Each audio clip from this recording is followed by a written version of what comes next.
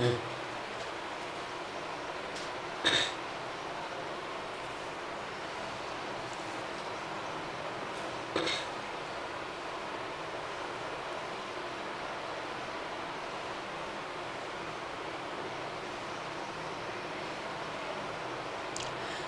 Morning, welcome to ఎస్టుడే news. ఈరోజు ప్రధాన పేపర్లోని ప్రధాన వార్తల్ని చూసే ముందు సకల జన సామాజిక తెలంగాణ మా స్వప్నం అని చెప్పేసి మేము ఇక్కడ ట్యాగ్ లైన్ పెట్టడం జరిగింది. నిజంగా మా స్వప్నం కాదు, అది మా లక్ష్యం కూడా. భారత రాజ్యాంగంలోని మొదటి పేజీలో ఉన్నటువంటి అంశమే. అందరికీ కూడా సామాజిక న్యాయం జరగాల్సిన అవసరం ఉంది, ఆర్థిక సమన్యాయం జరగాల్సిన అవసరం ఉంది. ఇవి రెండు జరగాలంటే ఇవి రెండింటికి ముందు రాజకీయ సమన్యాయం జరగాల్సిన అవసరం ఉంది.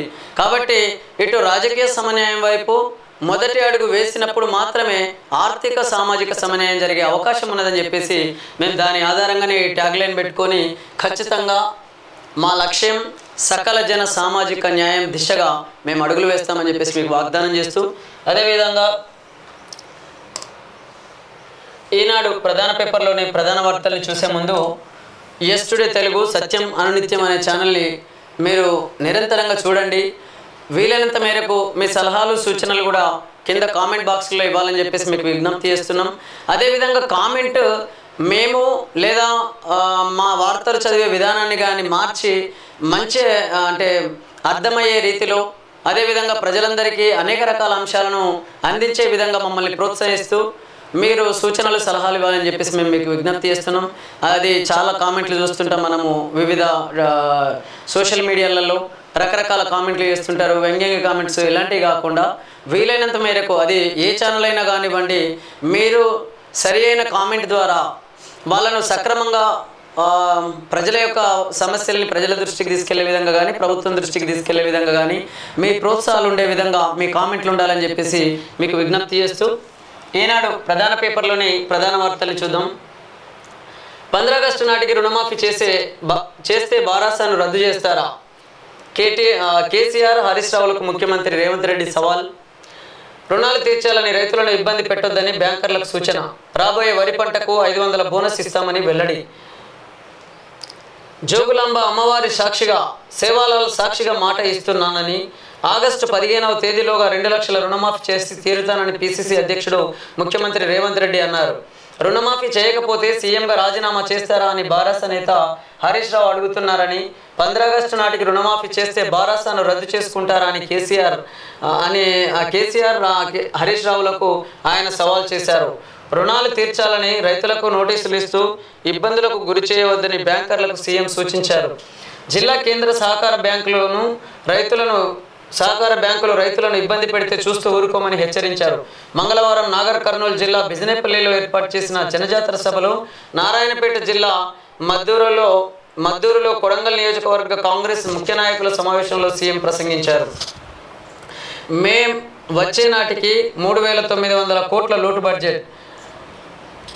2014లో బారాస అంటే అప్పటి తెరాస ప్రభుత్వం రైతు రుణమాఫీ చేస్తే వడ్డీకే సరిపోయింది. 2018లో మాఫీ చేస్తామని చెప్పి చేయలేదు. నేను 2 లక్షల రుణమాఫీ చేస్తానన్నాను. అయితే మేము అధికారం చేపట్టే నాటికి ఖజానా దివాలా తీసి ఉద్యోగులకు జీతాలు సైతం ఇవ్వలేని పరిస్థితి ఉంది. డిసెంబర్ 7న సీఎంగా నేను బాధ్యతలు తీసుకున్న రోజున 3,900 కోట్ల లోటు బడ్జెట్ ఉంది. గత ప్రభుత్వం చేసిన అప్పులకు 26,000 కోట్ల వడ్డీ చెల్లించాం. అసెంబ్లీకి వస్తే కేసీఆర్కు లెక్కలు చూపిస్తాను. ఎన్నికల కోడ్ అడ్డు రావడంతోనే రైతు రుణమాఫీ అమల్లో ఆలస్యమైంది. సోనియా గాంధీ ఆశీర్వాదంతో ముఖ్యమంత్రి అయిన నన్ను ఎలా దించేయాలి, కాళ్ళల్లో కట్టెబెట్టి ప్రభుత్వాన్ని ఎలా పడేయాలని ఆలోచించడం కేసీఆర్కు తగదు అనేటటువంటి రేవంత్ రెడ్డి మాట్లాడినటువంటి ఈ వార్తల్ని మనం చూసినట్లయితే,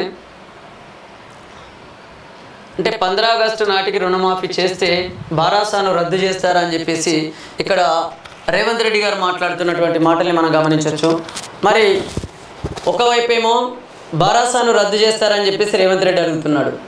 ఇక హరీష్ రావు కానీ బీఆర్ఎస్ పార్టీ నేతలు కానీ మీరు సీఎంకు రాజీనామా చేస్తారా సీఎం పదవికి అని చెప్పేసేమో వాళ్ళు వీళ్ళను సవాల్ చేస్తున్నటువంటి పరిస్థితి ఉన్నది. అంటే వీళ్ళు ప్రమాణాలు చేస్తున్నటువంటి ఆ దేవుళ్ళ మీద కూడా ప్రమాణాలు చేసినప్పటికీ నమ్మకం అయితే ప్రజలకు కలుగుతలేదు. ఎందుకు అనంటే మీరు దేవుళ్ళ మీద ప్రమాణం ఎందుకు చేస్తున్నారు? అంటే దేవుళ్ళ మీద మీకు నమ్మకం లేదా, విశ్వాసం లేదా? ఇట్లా చాలా చోట్లలో చాలామంది ఆ దేవుడి మీద ప్రమాణం, ఈ దేవుడి మీద ప్రమాణం అని చెప్తూనే చాలా చోట్లలో తాత్సారం చేస్తూ మాటలు, అంటే వాళ్ళు మాట్లాడుతున్న మాటల్లో వాళ్ళు సకాలంలో ఒకవేళ కనుక రుణమాఫీ చేయనట్లయితే నిజంగా ప్రజలకు ఉన్నటువంటి ఆ దేవుళ్ళ మీద ఉన్న నమ్మకాన్ని కూడా కోల్పోయే విధంగా వీళ్ళు ప్రయత్నాలు చేస్తున్నారని చెప్పేసి అనేక మంది అభిప్రాయాలు వ్యక్తం చేస్తున్నారు. కాబట్టి మీరు వాస్తవాలు మాట్లాడండి. మీరు ప్రమాణం చేయాల్సినటువంటి అవసరం ఏమున్నది? నిజంగా నిజాయితీగా మీరు పరిపాలించగలిగినట్లయితే వీళ్ళ మీద ప్రమాణం, వాళ్ళ మీద ప్రమాణం, లేకుంటే ఈ దేవుడి మీద ప్రమాణం, ఆ దేవుడి మీద ప్రమాణం చేసి మీరు ప్రజల ఓట్లను కొల్లగొట్టేటట్లే ప్రయత్నం చేస్తున్నారు తప్ప ప్రజలకు నిజంగా సేవ చేయాలనే భావన కనుక మీకు ఉన్నట్లయితే మేము ఈ డేట్ నుంచి ఈ డేట్ వరకు రుణమాఫీ చేస్తాం అని చెప్పేసి మీరు ప్రకటించండి. అంటే మీ మాటల మీద మీకు నమ్మకం లేదా, లేదా మీ మాటల మీద ప్రజలకు నమ్మకం లేదని చెప్పేసి మీరు దేవుళ్ళ మీద ప్రమాణాలు చేసి చెప్తున్నారా? అది మీ విజ్ఞతకే వదిలేస్తున్నామని చెప్పేసి అనేక మంది మేధావులు మాట్లాడుతున్న మాటల్ని మీ దృష్టికి తీసుకొస్తున్నాను. జగన్ భక్త ఐపీఎస్లపై వేటు. నిఘా విభాగాధిపతి పిఎస్ఆర్ ఆంజనేయులు, విజయవాడ సిపి కాంతి రాణా బదిలీ. వారిద్దరికీ ఎన్నికల విధులు అప్పగించొద్దన్న ఈసీ. నేటిలోగా ప్యానెల్ పంపాలని సిఎస్కు ఆదేశం. కేజ్రీవాల్ కవిత జ్యుడిషియల్ కస్టడీ. మే 7 వరకు బెయిల్ పిటిషన్పై నేడు వాదనలు. మద్యం కేసులో మనీ లాండరింగ్కు పాల్పడ్డారన్న ఆరోపణలపై అరెస్ట్ చేసిన ఢిల్లీ ముఖ్యమంత్రి అరవింద్ కేజ్రీవాల్ బారాస ఎమ్మెల్సీ కవితల జ్యుడిషియల్ కస్టడీని ఇక్కడి రౌజ్ అవెన్యూ కోర్టు మే 7వ తేదీ వరకు పొడిగించింది. ఇద్దరిని ఆ రోజు మధ్యాహ్నం 2 గంటలకు వీడియో కాన్ఫరెన్స్ ద్వారా విచారణకు హాజరుపరచాలని ప్రత్యేక న్యాయమూర్తి కావేరి బవేజా తిహాడ్ జైలు అధికారులను ఆదేశించారు. ఈ కేసులో కవిత మార్చి 15న, కేజ్రీవాల్ మార్చి 21న అరెస్ట్ అయ్యారు. మరోవైపు ఈడీ కేసులో బెయిల్ కోసం కవిత దాఖలు చేసిన పిటిషన్పై అదే కోర్టులో వాదనలు జరిగాయి. సోమవారం మధ్యాహ్నం 2 గంటలకు ఇచ్చిన వాదనలకు మంగళవారం ఈడీ న్యాయవాది జోయబ్ హుస్సేన్ కౌంటర్ ఇచ్చారు. కవిత అరెస్టులో ఈడీ చట్టబద్ధంగానే వ్యవహరించిందని, ఎక్కడ పొరపాటు జరగలేదని కోర్టు దృష్టికి తెచ్చారు. ఆమె విషయంలో తొందరపాటు చర్యలు చేపట్టవద్దని సుప్రీంకోర్టు ఉత్తర్వులు ఇవ్వలేదని తెలిపారు. ఆమెకు విచారణకు హాజరయ్యే సమయం లేకపోతే వచ్చే 10 రోజులు సమన్లు ఇవ్వబోమని మాత్రమే గత ఏడాది సెప్టెంబర్ 26న సుప్రీంకోర్టుకు నివేదించినటువంటి వార్తను మనం చూడొచ్చు. అంటే మొత్తం మీద అయితే కేజ్రీవాల్ కవిత జ్యుడిషియల్ కస్టడీ మే 7 వరకు అని చెప్పేసి మనం ఈ వార్తను చూడొచ్చు. అంటే మనము పంట పొలం చుట్టూ కానీ లేదా ఆరుతడి పంటల చుట్టూ కానీ కంచె నాటుకుంటాం.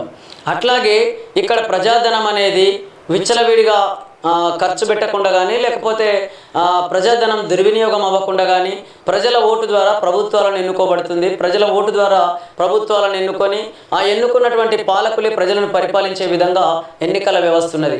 కానీ ఎన్నికల వ్యవస్థలో ఉన్నటువంటి కొన్ని లోపాల వల్ల ఏదైతే కంచెనే చేనును మేసినట్లు ఎవరైతే పెట్టుబడులు పెట్టి రాజకీయాల్లోకి వస్తున్నటువంటి నాయకులు ఉన్నారో, అదేవిధంగా వివిధ పార్టీల బీఫామ్లు కొనుక్కొని ఎన్నికల్లోకి వస్తున్నారు, అలాంటి నాయకులు సంపాదనే లక్ష్యంగా పనిచేస్తూ ఏ ప్రజలనైతే సంరక్షించాలనో, ఏ ప్రజలనైతే ఆర్థికంగా శక్తివంతులను ఎదిగించుకునే విధంగా తమ పరిపాలన కొనసాగించాలనో అలాంటి పాలకులే ఇవాళ ప్రజాధనాన్ని దుర్వినియోగం చేస్తున్నటువంటి పరిస్థితి ఉన్నది, ప్రజాధనాన్ని కొల్లగొడుతున్నటువంటి పరిస్థితి ఉన్నది.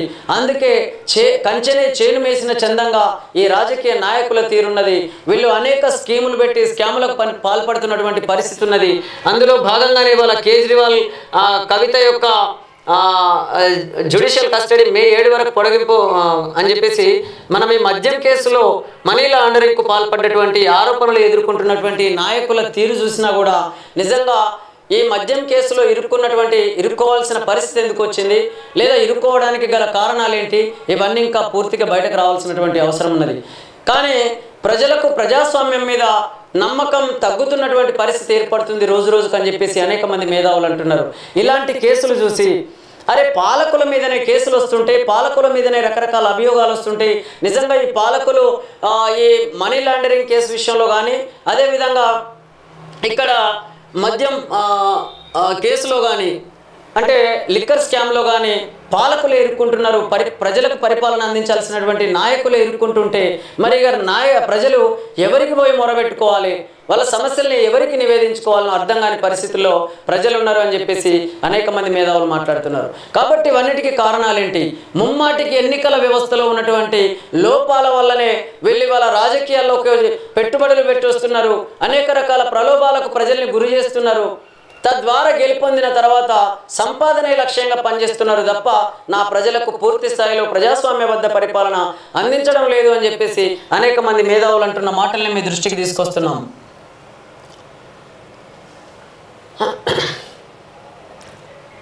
హనుమాన్ చాలీసా విన్నా నేరమేనా? కాంగ్రెస్ అలాగే చూస్తుంది. విపక్ష కుట్రలు బయటపెట్ట దమ్ముంటే అంగీకరించి పోరాడండి. టోంక్ ఎన్నికల సభలో ప్రధాని మోదీ అనేటటువంటి వార్తను మనం చూడొచ్చు. మోదీతోనే దేశాభివృద్ధి, మరోసారి భాజపాకు అధికారం ఇవ్వాలి. విదేశీ వ్యవహారాల శాఖ మంత్రి జయశంకర్ దేశ భవిష్యత్తుతో ముడిపడి ఉన్న ఈ ఎన్నికల్లో మరోసారి భాజపాకు అధికారం ఇవ్వాలని విదేశీ వ్యవహారాల శాఖ మంత్రి జయశంకర్ ఓటర్లకు విజ్ఞప్తి చేశారు. ప్రధాని మోదీతోనే దేశాభివృద్ధి జరిగిందని ఆయన అన్నారు. భువనగిరి లోక్సభ నియోజకవర్గ భాజపా అభ్యర్థి డాక్టర్ బూర నరసయ్య గౌడ్ నామినేషన్ను పురస్కరించుకుని పట్టణంలో మంగళవారం భారీ ర్యాలీ నిర్వహించారు. ఈ సందర్భంగా స్థానిక వినాయక చౌరస్తాలో జరిగిన రోడ్ షోలో జయశంకర్ ప్రసంగించారు అనేటటువంటి వార్తను మనం చూసినట్లయితే, నిజంగా ఏ పార్టీ అధికారంలోకి వచ్చినా నా ప్రజలకు ఒరుగుతున్నది ఏమున్నది? రోజు రోజుకు మన దేశం అప్పుల పాలవుతున్నది. రోజు రోజుకు మన దేశ ప్రజలు ఆర్థికంగా చితికిపోతున్నారు. అనేక మంది పేదరికంతో కొట్టుమిట్టాడుతున్నటువంటి ప్రజలు మన దేశంలో ఉన్నారు. కాబట్టి ఏ పార్టీ అధికారంలోకి వచ్చినా అత్యంత ఎక్కువ కాలం పరిపాలించినటువంటి ఇటు కాంగ్రెస్ పార్టీ తీరు చూసినా, అదేవిధంగా అటు నాడు యూపీఏ కూటమి కానీ, అదేవిధంగా ఎన్డీఏ కూటమి కానీ, ఇండియా కూటమి కానీ, ఏ కూటమి ద్వారా అధికారాన్ని చేపట్టినటువంటి ఇటు కాంగ్రెస్ పార్టీ, అదేవిధంగా అటు బీజేపీ పార్టీ, ఈ రెండు పార్టీల నాయకత్వాన అత్యంత ఎక్కువ కాలం ఈ దేశాన్ని పరిపాలించినటువంటి ఈ పాలకుల వల్ల ఈ దేశానికి ఒరిగింది ఏమున్నది? ఈ దేశంలో ఆకలి చావులాగినయా, ఆత్మహత్యలాగినయా, రైతుల ఆత్మహత్యలాగినయా, నిరక్షరాస్యత పోయిందా, నిరుద్యోగ సమస్య పరిష్కరించబడిందా, మహిళలపైన అత్యాచారాలు ఆగినయా? మరి ఏ విధంగా ఈ దేశాన్ని అభివృద్ధి చేసిరో ఈ పాలకులు, ఈ నాయకులు నా ప్రజలకు తెలియజేయాల్సినటువంటి అవసరం ఎంతైనా ఉన్నదని చెప్పేసి అనేక మంది మేధావులు అంటున్నారు. అంతేకాకుండా ఇవాళ ఈ ఎన్నికల వ్యవస్థలో మనం గమనించినట్లయితే చాలా పార్టీలు, ఏ పార్టీ తీరు చూసినా అంటే కొద్ది గొప్ప కొంతమంది నాయకులు ఉండొచ్చు, ఆయా పార్టీలలో నిజాయితీగా ప్రజలకు సేవలు అందించాలి, ప్రజలకు ప్రజాస్వామ్యబద్ధంగా పరిపాలన అందించి ప్రజలకు సేవ చేయాలనేటటువంటి అన్ని పార్టీలలో కొంతమంది నాయకులు ఉండొచ్చు, కాదనలేం.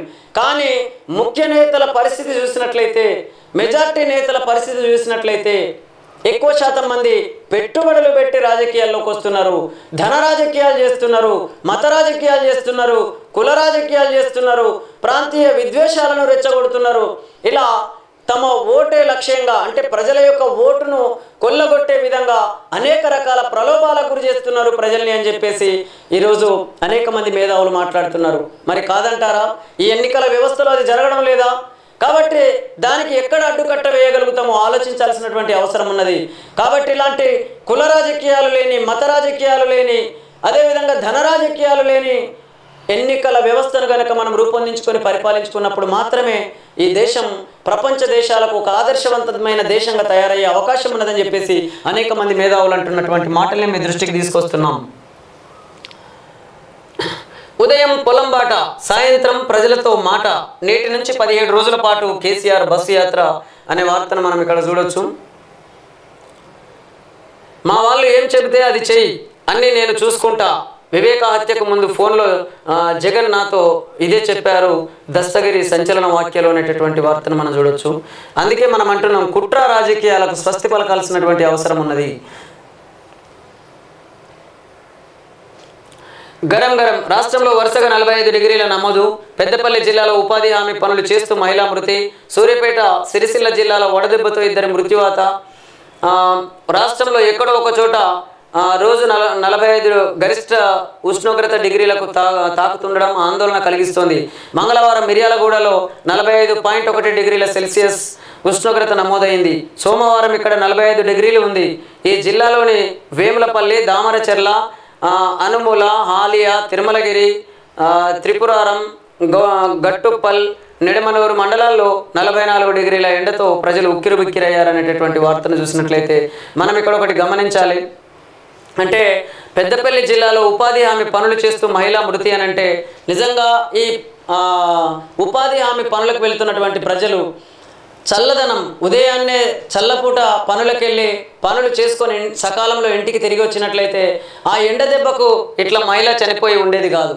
నిజంగా ఇవి మరి ప్రభుత్వ అధికారులు ఎందుకు అశ్రద్ధ చేస్తున్నట్లు, ఆ లోకల్ పాలకులు ఎందుకు అశ్రద్ధ చేస్తున్నట్టు, వివిధ పార్టీల నాయకులకు సోయి లేదా?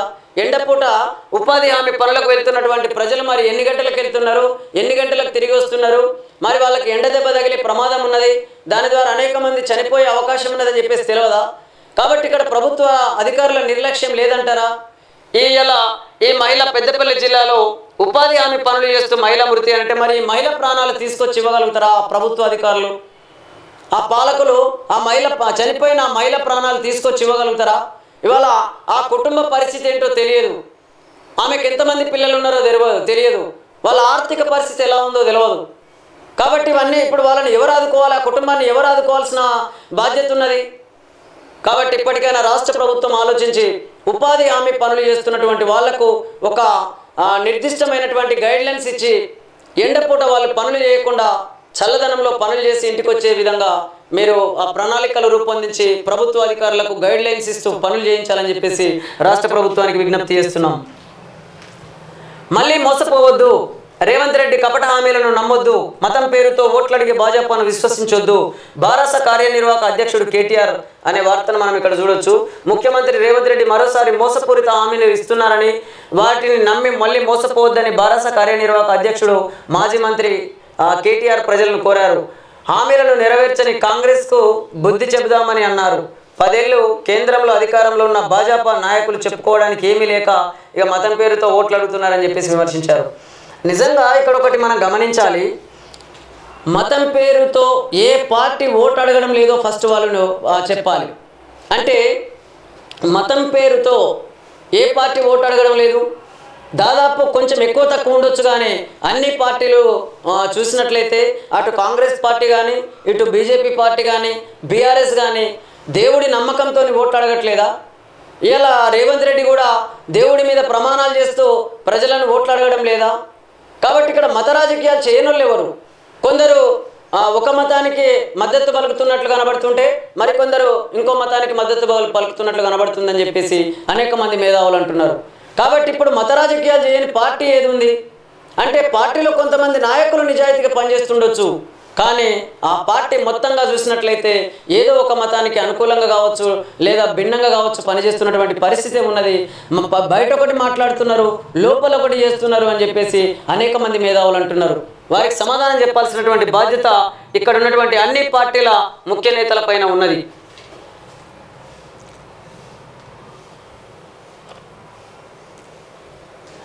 తాగునీటికి మూసి శుద్ధికి కొండపోచమ్మ నుంచి భాగ్యనగరానికి 15 టీఎంసీల అదనపు జలాల తరలింపునకు ప్రణాళిక, మహానగర అవసరాలకు 10 మూసి ప్రక్షాళనకు 5 టీఎంసీలు, ప్రాజెక్టు అంచనా వ్యయం 4,800 కోట్లు, సీఎం రేవంత్ రెడ్డి ఆమోద ముద్ర అనే వార్తను చూడొచ్చు. ఒక్క ప్రాజెక్టుతో 2 ప్రయోజనాలు నెరవేరబోతున్నాయి. గజ్వేల్ నియోజకవర్గంలోని కొండపోచమ్మ రిజర్వాయర్ నుంచి పైప్ లైన్ల ద్వారా త్రాగునీటిని హైదరాబాద్ తరలించడం ద్వారా రాజధాని పరిధిలోని తాగునీటి అవసరాలను సంపూర్ణంగా తీర్చడంతో పాటు మురికి కూపంగా మారిన మూసిని ప్రక్షాళన చేయబోతున్నారు. 4,000 కోట్లకు పైగా వ్యయమయ్యే ఈ ప్రాజెక్టుకు ముఖ్యమంత్రి రేవంత్ రెడ్డి ఆమోద ముద్ర వేశారు. హాడ్కో ద్వారా నిధులకు సహకరించాలని నిర్ణయించారు. దీనికి హాడ్కో దాదాపు ఆమోద ముద్ర వేయబోతుందని పురపాలక శాఖ అధికారులు చెబుతున్నారు. 1.5 ఏళ్లలో ప్రాజెక్టును పూర్తి చేయాలన్నది జలమండలి లక్ష్యమని అధికారులు చెబుతున్నారు. ప్రస్తుతం హైదరాబాద్ నగరంతో పాటు చుట్టుపక్కల పట్టణాలు, గ్రామాలకు ప్రతిరోజు 570 మిలియన్ గ్యాలన్ల నీటి సరఫరా చేస్తున్నారు అనేటటువంటి వార్తను మనం చూసినట్లయితే, అంటే కొండపోచమ్మ ప్రాజెక్టు ద్వారా హైదరాబాద్ నగరవాసుల యొక్క తాగునీటి సమస్యను పరిష్కరించే దిశగా ఈ రాష్ట్ర ప్రభుత్వం అడుగులు వేస్తుంది అని అంటే మరి మీరు బీఆర్ఎస్ పార్టీని విమర్శిస్తున్నారు కదా. ఏ ప్రాజెక్టు ద్వారా నా ప్రజలకు మేలు జరిగిందని చెప్పేసి మాట్లాడారు కదా. మరి ఇప్పుడు కొండపోచమ్మ ప్రాజెక్టు ద్వారా తాగునీటి అందించే అవకాశం ఉన్నది అనే వార్తను బట్టి చూస్తే మరి ఇది మేలు జరిగినట్లా, నష్టం జరిగినట్లా? కాబట్టి మాట్లాడేటప్పుడు కొంచెం వెనక ముందు ఆలోచించి మాట్లాడండి. అట్లని చెప్పేసి బీఆర్ఎస్ పార్టీ మొత్తం మంచి పనులు చేసిందని కాదు. ఇక్కడ అన్ని పార్టీలు కూడా కొన్ని మంచి పనులు చేస్తున్నాయి, కానీ మంచి పనులతో పాటు చెడు పనులు ఎక్కువ చేస్తున్నటువంటి పరిస్థితి ఉన్నది అని చెప్పేసి అనేక మంది మేధావులు అంటున్నారు. కాబట్టి ఏ పార్టీ తీరు చూసినా అధికారంలోకి రాకముందు విపరీతమైన హామీలు ఇస్తున్నారు, అధికారంలోకి వచ్చిన తర్వాత హామీలను పూర్తి స్థాయిలో నెరవేర్చడం లేదని చెప్పేసి అనేక మంది మాట్లాడుతున్న మాటల్ని మీ దృష్టికి తీసుకొస్తున్నాం. కూలిన వంతెన గడ్డర్లు. పెద్దపల్లి జిల్లా ఓడేడు వద్ద ఘటన. 8 ఏళ్లుగా సాగుతున్న నిర్మాణం. ఇది నిర్మాణ దశలో ఉన్నప్పుడే ఇక్కడ కూలినటువంటి వంతెన గడ్డర్లోని వార్తను మనం చూసినట్లయితే మరి ఇక్కడ నిర్మాణ లోపమా, ఏ లోపం అనేదిగా మరి అక్కడ కాంట్రాక్టర్లు చెప్పాలి, ఆ కాంట్రాక్టర్లు ఇచ్చినటువంటి ఆ పాలకులు చెప్పాలి, వాళ్ళు తీసుకున్నటువంటి కమిషన్లు ఎంతనో, మరి ఏ రకంగా అది ఆ నష్టానికి గల కారణం ఏంటో అక్కడ పాలకులు ఆ కాంట్రాక్టర్లు చెప్పాల్సినటువంటి బాధ్యత ఉన్నదని చెప్పేసి మేధావులు మాట్లాడుతున్నారు. మే 7 వరకు జైల్లోనే కేజ్రీవాల్ కవిత కస్టడీ పొడిగింపు. 2 వీడియో కాన్ఫరెన్స్ ద్వారా విచారణకు హాజరు. ఈడీకి పరిధేమీ లేదు. జాతీయ దర్యాప్తు సంస్థకు ట్రాన్సిట్ ఆర్డర్ అవసరం లేదు. కవితను అరెస్టు చేయబోమని ఈడీ ఎప్పుడు చెప్పలేదు. బలమైన సాక్ష్యాలు ఉన్నందునే ఆమెను అరెస్టు చేశాం. ఈడీ వాదన. ఎట్టకేలకు కేజ్రీవాల్కు ఇన్సులిన్ స్వల్ప మోతాదులో ఇచ్చిన జైలు అధికారులనే వార్తను చూడొచ్చు. అంటే అతనికి డయాబెటిక్ అటాక్ అయినట్టుంది. ఖమ్మం బరిలో ప్రియాంక. అవకాశాన్ని పరిశీలిస్తున్న కాంగ్రెస్ అధిష్టానం. రాయబరేలీ, ఖమ్మం 2 స్థానాల నుంచి పోటీ. అన్ని ప్రయత్నాలపైన పార్టీ పెద్దల కసరత్తు. రాష్ట్రంలో 3 సీట్లపై కొనసాగుతున్న పంచాయతీ. కేరళకు వెళ్లిన డిప్యూటీ సీఎం భట్టి కేసీ వేణుగోపాల్ను కలిసేందుకేనని ప్రచారం. నేడు ఢిల్లీకి వెళ్లే అవకాశం. అక్కడ ఖమ్మం అభ్యర్థిపై తుది నిర్ణయం అనే వార్తను మనం చూసినట్లయితే నిజంగా ఈ నాయకులు కనుక మంచి చేసినట్లయితే, కాంగ్రెస్ పార్టీ అధినేతలు కనుక ఈ దేశానికి మంచి చేసినట్లయితే వీళ్ళు 2 చోట్ల పోటీ చేయాల్సినటువంటి అవసరమే లేదు కదా. ఇవాళ ప్రియాంక గాంధీ విషయంలో అటు రాయబరేలీ కానీ ఇటు ఖమ్మం కానీ 2 చోట్ల నుంచి పోటీ చేసే అవకాశం ఉన్నదనేటటువంటి వార్తను చూసినట్లయితే మీరు ఒక చోట చేసి గెలుపొందే అవకాశం లేదు కాబట్టి 2 చోట్లలో పోటీ చేస్తున్నారు.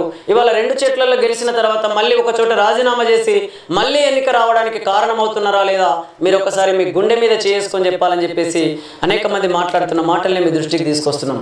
కాబట్టి మీరు చేసినటువంటి పరిపాలననే కరెక్ట్గా ఉంటే ఏ చోట నుంచి పోటీ చేసినా మీరు గెలుపొందే అవకాశం ఉంటుంది. కానీ మీ పరిపాలనలో లోపాలు ఉండడం వల్లనే ఇవాళ మీరు మీ గెలుపు పైన నమ్మకం లేకనే 2 చోట్ల నుంచి పోటీ చేయాల్సినటువంటి అవసరం ఏర్పడిందని చెప్పేసి అనేక మంది మాట్లాడుతున్నారు. ఇక అదేవిధంగా మన దేశంలోని తెలంగాణ రాష్ట్రంలో ఖమ్మం జిల్లాలో ఉన్నటువంటి ఖమ్మం సీటు గురించి ఇప్పటికే అనేక మంది పోటీ పడుతున్నటువంటి పరిస్థితి ఉన్నది, వివిధ కాంగ్రెస్ పార్టీ నాయకులు. ఇక అందులో మళ్ళీ ఇక్కడ ప్రియాంక గాంధీకి అవకాశం ఇచ్చే ఛాన్స్ ఉంది అని అంటే మళ్ళీ మన ఖమ్మం బిడ్డలకు చెందాల్సినటువంటి, అంటే ఖమ్మం నుంచి అనేక మంది కాంగ్రెస్ పార్టీ జెండాను మోసినటువంటి నాయకులు ఉన్నారు. ఆ పార్టీ కోసం ఆర్థికంగా సమయాన్ని వెచ్చించి అనేక రకాలుగా త్యాగం చేసినటువంటి బిడ్డలు ఎంతోమంది ఉన్నారు. మరి అలాంటి వాళ్లకు ఇవాళ ఖమ్మం సీట్ ఇవ్వకుండా మీరు ఎక్కడో ఉన్నటువంటి ప్రియాంక గాంధీని తీసుకొచ్చి ఖమ్మం నుంచి పోటీ చేయిస్తామనంటే మరి ఇక్కడ నా తెలంగాణ బిడ్డలకు ఒక రకంగా అన్యాయం జరిగినట్లా కాదని చెప్పేసి కూడా అనేక మంది తెలంగాణ ప్రాంత వాసులు మాట్లాడుతున్నారు. కాబట్టి పార్టీ ఏదైనా వాళ్ళ అధినాయకత్వ కనుసన్నల్లోనే వాళ్ళ పాలన నడుస్తున్నటువంటి పరిస్థితి ఇగో ఈ ఎన్నికల వ్యవస్థలో ఉన్నది అని చెప్పేసి వార్తలను బట్టి చూస్తే మనకు అర్థమవుతుంది. కాబట్టి ఇక్కడ పార్టీ స్వామ్యమా, ఇది ప్రజాస్వామ్యమా, ప్రజలు ఒక్కసారి ఆలోచించాలని చెప్పేసి అనేక మంది మేధావులు అంటున్నారు. రుణమాఫీ చేస్తే బీఆర్ఎస్ను రద్దు చేస్తారా? హరీష్ రావుకు సీఎం రేవంత్ ప్రతి సవాల్. బావోజీ సేవాలాల్ సాక్షిగా 15 ఆగస్టులోగా రుణమాఫీ. ప్రజల్ని మోసం చేసినందుకు కేసీఆర్కు కోదండం వేయాలి. 3,900 కోట్ల లోటు బడ్జెట్తో సీఎం బాధ్యతలు చేపట్టా. 4 నెలల్లో 26,000 కోట్ల అప్పుల కిస్తీలు మిత్తి చెల్లించా. 100 రోజుల్లో 5 గ్యారెంటీలను అమలు చేశాం. అన్నదమ్ములుగా ఉంటున్న మతాల మధ్య బీజేపీ చిచ్చు. మోదీ చేతిలో కత్తి. డీకే అరుణ. పాలమూరు అభివృద్ధిపై కక్ష. గడిల్ని బద్దలు కొడతానన్న ప్రవీణ్ దొరల పంచన చేరారు. కొడంగల్ బిజినేపల్లి సభల్లో ముఖ్యమంత్రి రేవంత్ రెడ్డి. మగాడివైతే రుణమాఫీ చేసి చూపించు. సీఎం రేవంత్కు బీఆర్ఎస్ వర్కింగ్ ప్రెసిడెంట్ కేటీఆర్ సవాల్. అరచేతిలో వైకుంఠం చూపి మీరు అధికారంలోకి వచ్చారు. ఇది పార్ట్ 1. ఇప్పుడు పార్ట్ 2లో మళ్ళీ ప్రజల్ని మోసగించే ప్రయత్నం. రాష్ట్రంలో 12 లోక్సభ స్థానాల్లో బీఆర్ఎస్ను గెలిపించాలి. ఎన్డీఏ ఇండియా కూటమిలకు మెజార్టీ కష్టమే. రాజేంద్రనగర్, అలంపూర్, వరంగల్లో కేటీఆర్ వ్యాఖ్యలు మనం ఇక్కడ చూసినట్లయితే మొత్తం మీద అంటే సవాళ్ళు ప్రతి సవాళ్ళ మధ్య వీరి యొక్క ప్రచారం కొనసాగుతున్నటువంటి పరిస్థితి ఉన్నది. ఇటు రేవంత్ రెడ్డి బీఆర్ఎస్ పార్టీకి బీజేపీ పార్టీకి సవాలు విసిరితే అటు కేటీఆర్ కాంగ్రెస్ పార్టీకి బీఆర్ఎస్కు బీజేపీకి సవాల్ విసురుతున్నటువంటి పరిస్థితి ఉన్నది. ఇక బీజేపీ నేతలు కూడా ఈ రెండు పార్టీలకు సవాల్ విసురుతూ ప్రచారాలు కొనసాగిస్తున్నటువంటి పరిస్థితి ఉన్నది. కానీ ప్రజలకు ఏం కావాలనో అవి గాలికి వదిలేసినటువంటి పరిస్థితి కనబడుతుంది తప్ప ఇంకా మరొకటి లేదు అని చెప్పేసి అనేక మంది మేధావులు అంటున్నారు. ఇక ఇందులో ఇండిపెండెంట్ల ఊసే లేదు, ఇంకా మిగతా రిజిస్టర్ పార్టీల యొక్క ప్రచారమే లేదు, వారి యొక్క వార్తలు కనబడవు, ఇక వాళ్ళకు సంబంధించినటువంటి కనీస సమాచారం కూడా ప్రజలకు తెలియనటువంటి పరిస్థితి ఇగో ఈ పత్రికల్లో ఉన్నది, అదేవిధంగా ఎలక్ట్రానిక్ మీడియాలో ఉంది. వాళ్ళ వార్తలన్నీ ఎక్కడో లోపల పేజీలో ఉంటాయి, లేదా ఎక్కడో గింతంత కనబడుతుంది తప్ప నిజంగా ప్రజాస్వామ్యబద్ధంగానే ఎన్నికలు జరిగినట్లయితే మరి ఇండిపెండెంట్ కూడా పార్టీ అభ్యర్థితో సమానమైనటువంటి హక్కులు ఉండాలి, సమానమైనటువంటి అవకాశాలు ఉండాలి. కాబట్టి మరి ఆ సమానమైన అవకాశాలు ఉన్నట్లయితే మరి ఈ ప్రధాన పేపర్లోని ప్రధాన వార్తల్లో భాగంగా ఇండిపెండెంట్లు నామినేషన్ వేసిన సందర్భంగా ఎందుకు వాళ్ళ పేర్లు రావడం లేదు, ఎందుకు వాళ్ళ ఫోటోలు రావడం లేదు, ఎందుకు వాళ్ళ యొక్క ప్రచారాన్ని మిగతా పార్టీలతో సమానంగా వీళ్ళు ప్రసార మాధ్యమాల్లో ఎందుకు ప్రసారం చేయలేకపోతున్నారో ఆ వివిధ ఛానళ్ళ అధినేతలు కానీ అదేవిధంగా వివిధ పత్రికల అధినేతలు కానీ ప్రజలకు సమాధానం చెప్పాల్సినటువంటి అవసరం ఎంతైనా ఉంది. అదేవిధంగా పాలకులు కూడా సమాధానం చెప్పాల్సినటువంటి బాధ్యత ఉన్నది. కాంగ్రెస్ వాటా ముస్లింల కోట, దళితులు ఆదివాసీల రిజర్వేషన్ల కత్తిరింపు. 2004లో ఆంధ్రప్రదేశ్లో కాంగ్రెస్ పైలట్ ప్రాజెక్టు, 2011లో కూడా దేశవ్యాప్తంగా అమలుకు యత్నాలు, మతపరమైన రిజర్వేషన్లు రాజ్యాంగ విరుద్ధం. ఇప్పుడు కాంగ్రెస్ వస్తే మళ్ళీ అదే ప్రయత్నం చేస్తుంది. మీ ఆస్తులను ఎక్స్రే చేసి ముస్లింలకు పంచుతుంది. కర్ణాటకలో హనుమాన్ చాలీసా వినడం కూడా నేరమైంది. రాజస్థాన్లో కాంగ్రెస్ ఏలికలో రామనవమిపై రాళ్లదాడి, దక్షిణాదిని వేరు చేయాలని కర్ణాటక కాంగ్రెస్ నేత అంటారు. దేశాన్ని మళ్ళీ విభజించాలని ఆ పార్టీ కోరుకుంటుంది. రాజస్థాన్, ఛత్తీస్గఢ్ ర్యాలీలో కాంగ్రెస్పై మోదీ ఆగ్రహం. ఎస్సీ ఎస్టీ బీసీ రిజర్వేషన్లు కొనసాగుతాయని వాగ్దానం.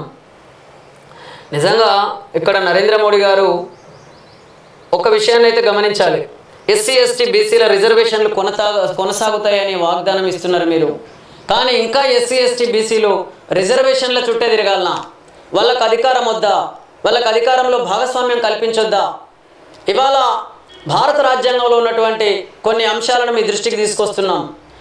ఇదే తెలంగాణ ప్రాంతంలోని 17 లోక్సభ సీట్లకు గాను 2 సీట్లు ఎస్టీలకు కేటాయించడం జరిగింది, 3 సీట్లు ఎస్సీలకు కేటాయించడం జరిగింది. మరి నిజంగా దేశవ్యాప్తంగా వీళ్ళకి ఇచ్చినటువంటి ఎస్సీ ఎస్టీలకు ఇచ్చినటువంటి రిజర్వేషన్ల ద్వారా వీళ్ళు మెజార్టీ యొక్క అంటే మెజార్టీని పొందే అవకాశం ఉన్నదా? ఈ దేశ ప్రధానులు అయ్యే అవకాశం ఉన్నదా? ఈ దేశాన్ని పరిపాలించే అవకాశం ఉన్నదా? ఒక్కసారి మీరు ఆ విషయాన్ని ప్రజలకు చెప్పాలని చెప్పేసి మీకు విజ్ఞప్తి చేస్తున్నాం. అదేవిధంగా బీసీలకు రాజకీయ రిజర్వేషన్లు ఎందుకు ఇవ్వలేకపోతున్నారో, ఇప్పటి వరకు ఇవ్వకపోవడానికి గల కారణాలు ఏంటో ఇటు కాంగ్రెస్ పార్టీ అటు బీజేపీ పార్టీ ఈ రెండు పార్టీల నాయకులు ప్రధానంగా ఆ బీసీ నేతలకు బీసీలకు సమాధానం చెప్పాల్సినటువంటి బాధ్యత ఇటు నరేంద్ర మోడీ పైన ఉంది, అదేవిధంగా అటు సోనియా గాంధీ, రాహుల్ గాంధీ, ఖర్గేల పైన ఉన్నది అని చెప్పేసి అనేక మంది మేధావులు అంటున్నారు. కాబట్టి వాళ్ళ బీసీ నేతలకు బీసీలకు సమాధానం చెప్పండి. దేశానికి స్వతంత్రం వచ్చి ఇన్ని సంవత్సరాలు గడిచిపోతున్నప్పటికీ ఇప్పటికీ బీసీలకు రాజకీయ రిజర్వేషన్లు ఇవ్వలేకపోతున్నారు ఈ పార్టీ నేతలు అని అంటే మీరు ఇది బీసీలకు జరుగుతున్నటువంటి అన్యాయం కాదా? బీసీలకు చేస్తున్నటువంటి రాజకీయ కుట్ర కాదంటారా? కాబట్టి ఇవాళ బీసీలకు మీరు సమాధానం చెప్పాల్సినటువంటి బాధ్యత మీ మీద ఉన్నది. ఇది పక్కకు పెట్టి ఇక్కడ సామాజిక సమన్యాయాన్ని తుంగలో దొక్కి ఇక ఈ పార్టీ ఆ పార్టీ మీద ఆ పార్టీ ఈ పార్టీ మీద వాళ్ళు చేసినటువంటి తప్పుల్ని ఎత్తి చూపుతూ రాజకీయాల్లోకి రాజకీయ సభలు సమావేశాలు పెడుతూ వాళ్ళ ప్రచారాన్ని కొనసాగిస్తున్నటువంటి పరిస్థితి ఉన్నది. ఏ పార్టీ తీరు చూసినా ఏమున్నది గర్వకారణం? ఈ దేశం మొత్తం ఆర్థిక అసమానతతో, సామాజిక అసమానతతో, రాజకీయ అసమానతతో వాళ్ళు నిర్లక్ష్యం చేస్తూనే వీళ్ళ పరిపాలన కొనసాగుతున్నది తప్ప ఏమున్నది అని చెప్పేసి అనేక మంది మేధావులు అంటున్నారు. రేపటి నుంచి వడగాలులు గురు శుక్రవారాల్లో రాష్ట్రంలోని 9 జిల్లాలకు అలర్ట్. నల్గొండ జిల్లా టీకే తండాలో 45.1 డిగ్రీలు. 5 రోజుల పాటు దేశమంతటా వడగాలులు. భారత వాతావరణ శాఖ హెచ్చరిక. పోలింగ్ శాతంపై ప్రభావం చూపే అవకాశం. వేసవి ఆరంభంలోనే నీటి కష్టాలు. ఆంధ్రప్రదేశ్, తెలంగాణ సహా 22 రాష్ట్రాల్లో అడుగంటుతున్నటువంటి జలాశయాలు. దక్షిణాదిలో 7 జలాశయాలు డెడ్ జోన్కు అని చెప్పేసి ఈ వార్త మనం చూసినట్లయితే, ఇంకా మే నెల రానేలేదు కానీ దేశంలో ఎండలు మండిపోతున్నాయి. దేశవ్యాప్తంగా వివిధ ప్రాంతాల్లో ఉష్ణోగ్రతలు 45 డిగ్రీలకు చేరుకోవడంతో వడగాలులు వీస్తున్నాయి. తెలంగాణలోనూ పగటి ఉష్ణోగ్రతలు పెరిగిపోతున్నాయి. గురు శుక్రవారాల్లో రాష్ట్రంలో 9 జిల్లాల్లో వడగాలులు వీస్తున్నాయని హైదరాబాద్ వాతావరణ కేంద్రం హెచ్చరించింది. ఖమ్మం, నల్గొండ, సూర్యాపేట, మహబూబాబాద్, వరంగల్, హనుమకొండ, నాగర్ కర్నూలు, వనపర్తి, నారాయణపేట, గద్వాల జిల్లాలోని కొన్ని ప్రాంతాల్లో వడగాలుల ప్రభావం ఉంటుందని పేర్కొంది. వడగాలులకు సంబంధించి గురు శుక్రవారాల్లో ఎల్లో అలర్ట్ జారీ చేయగా శనివారం మాత్రం ఆరెంజ్ అలర్ట్ జారీ చేసింది. కాగా బుధ, గురువారాల్లో రాష్ట్రంలోని కొన్ని జిల్లాల్లో తేలికపాటి నుంచి మోస్తారు వర్షాలు అక్కడక్కడ కురిసే అవకాశం ఉందని తెలిపింది. ఇక నల్గొండ జిల్లా టీకే తండాలో మంగళవారం అత్యధికంగా 45.1 డిగ్రీలు నమోదైంది. భద్రాచలంలో 44.9, నల్గొండ జిల్లా బుగ్గబాయి గూడ, ములుగు జిల్లాలు మొత్తం మీద అయితే వాతావరణంలో వివిధ రకాల మార్పులు చోటు చేసుకొని ఎండల తీవ్రత విపరీతంగా పెరుగుతున్నటువంటి పరిస్థితి ఉన్నది. మరి ఈ వాతావరణ మార్పులకు గల కారణం ఏంటి? మానవ తప్పిదాలు కారణం కాదంటారా? ప్రభుత్వాలు అదేవిధంగా పాలకులు తీసుకుంటున్నటువంటి ఈ నిర్ణయాల వల్ల ఇటు వాతావరణ కాలుష్యం ఏర్పడడం లేదంటారా? వాతావరణ కాలుష్యాన్ని మీరు నిర్మూలించడంలో ఈ పార్టీల నేతలు వైఫల్యం చెందడం లేదంటారా? కాబట్టి ఒకవైపు భూసారం తగ్గిపోతుంది, కొండలను పిండి చేస్తున్నారు, భూమి యొక్క సమతుల్యత దెబ్బతింటుంది, అనేక రకాల విషపూరితమైనటువంటి రసాయన ఎరువుల్ని వాడుతున్నారు. అలా రోజు రోజుకు భూసారం తగ్గిపోతుంది. ఇటు భూసారం తగ్గిపోతుంది, అటు కొండలను పిండి చేయడం వల్ల భూమి యొక్క సమతుల్యం దెబ్బతింటుంది. అదేవిధంగా నీటి కాలుష్యం ఏర్పడుతుంది, విపరీతంగా నీటి కాలుష్యం ఏర్పడుతుంది. అటు వాతావరణంలో వాయు కాలుష్యం కూడా ఏర్పడుతుంది. అది ఒకవైపు వాహనాల రద్దీ వల్ల కావచ్చు, అంటే విపరీతంగా పొగ పెరిగిపోతుంది. దానివల్ల ఓజోన్ పొర దెబ్బతింటుంది. ఓజోన్ పొర దెబ్బతినడం వల్ల ఇక విపరీతమైనటువంటి సూర్యరశ్మి నుంచి డైరెక్ట్ వేడి అనేది మన భూమి మీద పడి వేడి తీవ్రత అనేది పెరిగిపోతున్నటువంటి పరిస్థితి ఉన్నది. కాబట్టి ఇక్కడ వాతావరణ కాలుష్యాన్ని అరికట్టాల్సిన బాధ్యత ఎవరిది? అటు ప్రజల మీద ఉన్నది, ఇటు పాలకుల మీద ఉన్నది, ఇటు ప్రభుత్వ అధికారుల మీద ఉన్నది. కాబట్టి ప్రజలు అదేవిధంగా ప్రధానంగా అయితే పాలకుల మీద ఉన్నది. పాలకులు దానికి అనుగుణంగా విషతుల్యంతో కూడినటువంటి వాయు కాలుష్యానికి సంబంధించినటువంటి ఇండస్ట్రీలను కట్టడి చేయకపోయినట్లయితే అటు ఫ్యాక్టరీల ద్వారా వెలువడేటటువంటి పొగ ద్వారా కావచ్చు, అదేవిధంగా ఇటు వాహనాల ద్వారా వాయువులో కలుస్తున్నటువంటి పొగను అరికట్టినట్లయితే ఓజోన్ పొర దెబ్బతిని మనకు అనేక రకాల సమస్యలు తలెత్తే అవకాశం ఉన్నది. కాబట్టి ఇక్కడ వాతావరణ కాలుష్యం విషయంలో కూడా కేంద్ర రాష్ట్ర ప్రభుత్వాలు నిర్దిష్టమైనటువంటి ప్రణాళికలు రూపొందించి వాతావరణ కాలుష్యాన్ని కూడా అరికట్టాల్సినటువంటి బాధ్యత ఈ కేంద్ర రాష్ట్ర ప్రభుత్వాల మీద ఉన్నది. అదేవిధంగా మోదీ గ్యారంటీ బ్రహ్మాస్త్రం. గతంతో పోలిస్తే రాష్ట్రంలో బీజేపీ బలం పెరిగింది. ఇతర రాష్ట్రాల నుంచి చేరికలతో ఊపు వచ్చింది. సర్వేలు కూడా సానుకూలంగా ఉన్నాయి. వీటికి తోడు తెలంగాణలో మెజార్టీ సీట్లు గెలిచేందుకు మోదీ గ్యారంటీ నినాదాన్ని బ్రహ్మాస్త్రంగా ఉపయోగించాలని రాష్ట్ర బీజేపీ భావిస్తుంది. మోదీ గ్యారంటీ కోసం ఓటేయండి అనే నినాదంతో విస్తృత ప్రచారం చేస్తున్న ఆ పార్టీ తద్వారా 1-2 చోట్ల అభ్యర్థులపై ఉన్న వ్యతిరేకతను కూడా అధిగమించవచ్చని యోచిస్తోంది. రాష్ట్రంలో 5 సభల్లో పాల్గొనున్న ప్రధాని మోదీ తెలంగాణలో కాంగ్రెస్ పార్టీ దూకుడుకు ఊహాత్మక అడ్డుకట్ట, 21 రోజుల ప్రత్యేక కార్యాచరణతో కమలదళ ప్రచారం, మెజార్టీ సీట్లే లక్ష్యంగా ప్రత్యామ్నాయం దిశగా అడుగు, అసెంబ్లీ ఎన్నికల్లో మెరుగైన ప్రదర్శనతో ఆశావాహం, చేరికలతో ఈసారి లోక్సభ బరిలో బలమైన అభ్యర్థులు, సర్వేలతో శ్రేణుల్లో ఉత్సాహం అనేటటువంటి వార్తను మనం చూడొచ్చు. తెలంగాణలో ప్రచారానికి తమిళసై నిన్న గవర్నర్, నేడు బీజేపీ స్టార్ క్యాంపెయినర్గా తమిళసై సహా 40 మంది నేతలతో బీజేపీ జాబితా అనేటటువంటి వార్తను మనం చూడొచ్చు. అంటే నామినేటెడ్ పోస్టుల ద్వారా ఎన్నుకోబడుతున్నటువంటి వాళ్ళు కానీ లేదా చివరికి రాష్ట్ర గవర్నర్లుగా ఎన్నుకోబడుతున్నటువంటి వాళ్ళు కానీ ఆ బాధ్యతలు తీరిన తర్వాత మళ్ళీ ఆ పార్టీ కార్యక్రమాల్లో పాల్గొంటున్నటువంటి పరిస్థితిని మనం ఇక్కడ చూడొచ్చు. కాబట్టి ఒకప్పుడు రాష్ట్ర గవర్నర్ ఇప్పుడు ఎన్నికల ప్రచారంలో స్టార్గా తన ప్రచారంలో కొనసాగుతున్నటువంటి పరిస్థితిని మనం ఇక్కడ గమనించినట్లయితే ముమ్మాటికి పార్టీలలో పార్టీ అధినేతలు కింది స్థాయి నాయకులకు ఏ సీట్లు కేటాయిస్తే ఆ సీట్లలో వాళ్ళు పనిచేయాల్సినటువంటి పరిస్థితి ఉన్నది. కాబట్టి ఇక్కడ ఈ పార్టీ పరిస్థితి ఎట్లుందనంటే పార్టీ బీఫామ్లు అనేటివి కేటాయిస్తారు. పార్టీ బీఫామ్ కేటాయించిన తర్వాత ప్రజల్లోకి వెళ్తారు. ప్రజల ఓట్ల ద్వారా గెలుపొందిన తర్వాత ప్రజలు ఓటేసినటువంటి ప్రజలకు అక్కడ న్యాయం చేయకుండా పార్టీ బీఫామ్ ఇచ్చినటువంటి ఆ పార్టీకే న్యాయం చేసే పరిస్థితి, వాళ్ళు గెలుపొందినటువంటి అభ్యర్థులు ఆ పార్టీకి న్యాయం చేస్తున్నారు, పార్టీ నిర్ణయాలకే కట్టుబడి ఉంటున్నారు. కానీ ప్రజలకు ఇచ్చినటువంటి వాగ్దానాలను నెరవేర్చడం లేదు అని చెప్పేసి కూడా అనేక మంది మేధావులు అంటున్నారు. కాబట్టి ప్రజల ఓటుకి ఎప్పుడైతే బలం ఉంటుందో పార్టీ బీఫామ్కు కాకుండా అప్పుడే ప్రజలకు న్యాయం జరిగే అవకాశం ఉన్నది. లేకపోతే ఒకవైపు బీఫామ్ ఒకవైపు ఓటు, ఈ రెండు ఉన్నాయి. కానీ బీఫామ్తో సెలెక్ట్ చేయబడుతున్నారు, ఓటుతో ఎలెక్ట్ చేయబడుతున్నారు.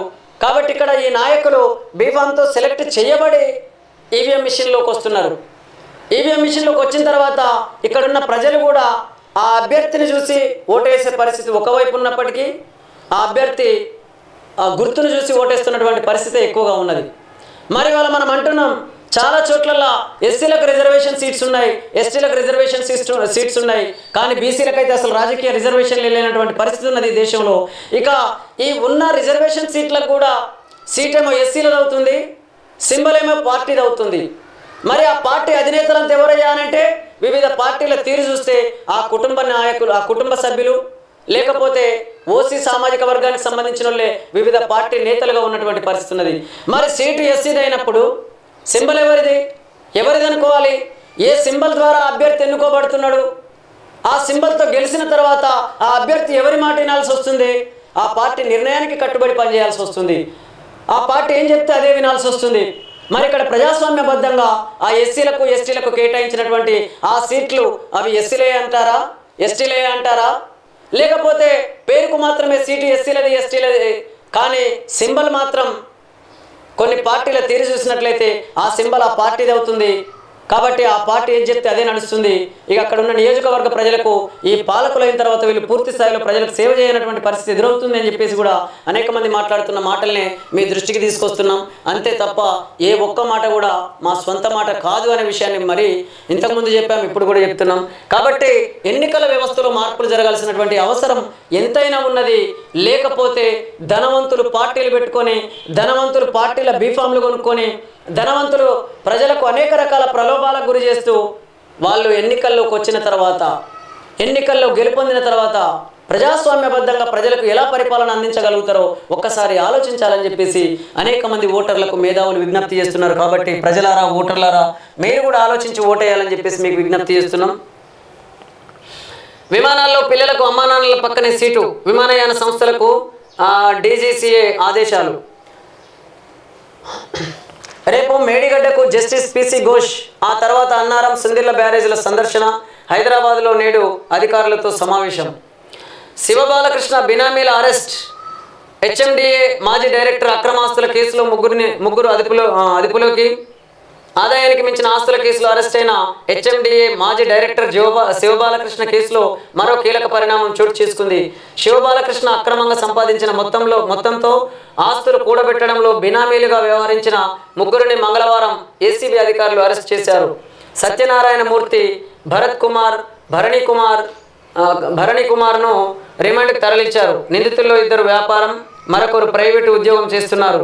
ఏసీబీ కస్టడీలో శివబాలకృష్ణ వెల్లడించిన వివరాల మేరకు మరికొందరికి నోటీసులు ఇచ్చి ప్రశ్నించేందుకు అధికారులు సిద్ధమవుతున్నారు అనేటటువంటి వార్తను చూసినట్లయితే మనం ఇంతకు ముందు నుంచే అంటున్నాం. మరి అప్పుడున్నటువంటి ప్రభుత్వం కానీ, ప్రభుత్వ అధినేతలు కానీ ఇలా అంటే బినామీలా, వీళ్ళ పాలకులకు బినామీలా, లేకపోతే వీళ్ళ అక్రమాస్తులన్నీ కూడా ఏ విధంగా వీళ్ళు సంపాదించుకున్నారు అంటే పాలకుల యొక్క కనుసన్నల్లోనే ప్రభుత్వాలు నడుస్తున్నటువంటి పరిస్థితి ఉంటుంది. మరి అప్పుడు పాలకులు కళ్ళు మూసుకున్నారా, లేకపోతే వాళ్ళ బినామీ ఆస్తులు ఏమైనా ఉన్నాయా ఇందులో? లేదా వీళ్ళు వాళ్ళ బినామీలు ఏమన్నా అనుకోవాలా? ఏమనుకోవాలి వీళ్ళను? కాబట్టి ఇక్కడ ఏ స్కీమ్ చూసినా కూడా అందులో స్కాములు జరుగుతుంటే, ప్రభుత్వ భూములన్నీ కబ్జాలకు గురవుతుంటే ఒకవైపు, అదేవిధంగా రబ్బర్ చెప్పులతో ఎన్నికల్లోకి వచ్చి గెలుపొందిన వాళ్ళు కోట్లకు పడగలెత్తుతుంటే, మరి అదే ఆ నాయకులకు ఓటేసినటువంటి నా ప్రజలు రోజు రోజుకు పేదరికంలోకి వెళ్ళిపోతుంటే, రోజు రోజు బిలో పావర్టీ లైన్లోకి అనేక మంది ప్రజలు చేరుతుంటే, అప్పుల పాలవుతుంటే, ఆత్మహత్యలకు దారి తీస్తుంటే, ఇవన్నీ పరిస్థితులకు కారకులు ఎవరు? ఈ పాలకులు కాదా? కాబట్టి ఎన్నికల్లో గెలుపొందే కంటే ముందు అనేక రకాల మాయమాటలు చెప్పి, అనేక రకాల వాగ్దానాలు చెప్పి, ఎన్నికల్లో గెలుపొందిన తర్వాత సంపాదనే లక్ష్యంగా పనిచేస్తున్నటువంటి నాయకులు లేరంటారా? అందుకే అలాంటి పరిస్థితి లేనటువంటి వ్యవస్థను రూపొందించుకొని మనం పరిపాలించుకోవాల్సినటువంటి అవసరం ఎంతైనా ఉన్నది అని చెప్పేసి అనేక మంది మేధావులు మాట్లాడుతున్నారు. ఇంటర్నెట్ లేకున్నా ఫోటోలు వీడియోలు పంపొచ్చు. త్వరలోనే వాట్సాప్లో సూపర్ ఫీచర్. వాట్సాప్ నుంచి మరొక కొత్త ఫీచర్ రాబోతున్నది. ఇంటర్నెట్ లేకున్నా ఫోటోలు వీడియోలను షేర్ చేయడానికి అనుమతించే సౌకర్యాన్ని కంపెనీ తీసుకురాబోతున్నది. ఈ ఫీచర్కు చివరి మెరుగులు దిద్దుతున్నట్లు సమాచారం. త్వరలో బీటా యూజర్లకు అందుబాటులోకి రానున్నది అనే వార్తను మనం చూడొచ్చు.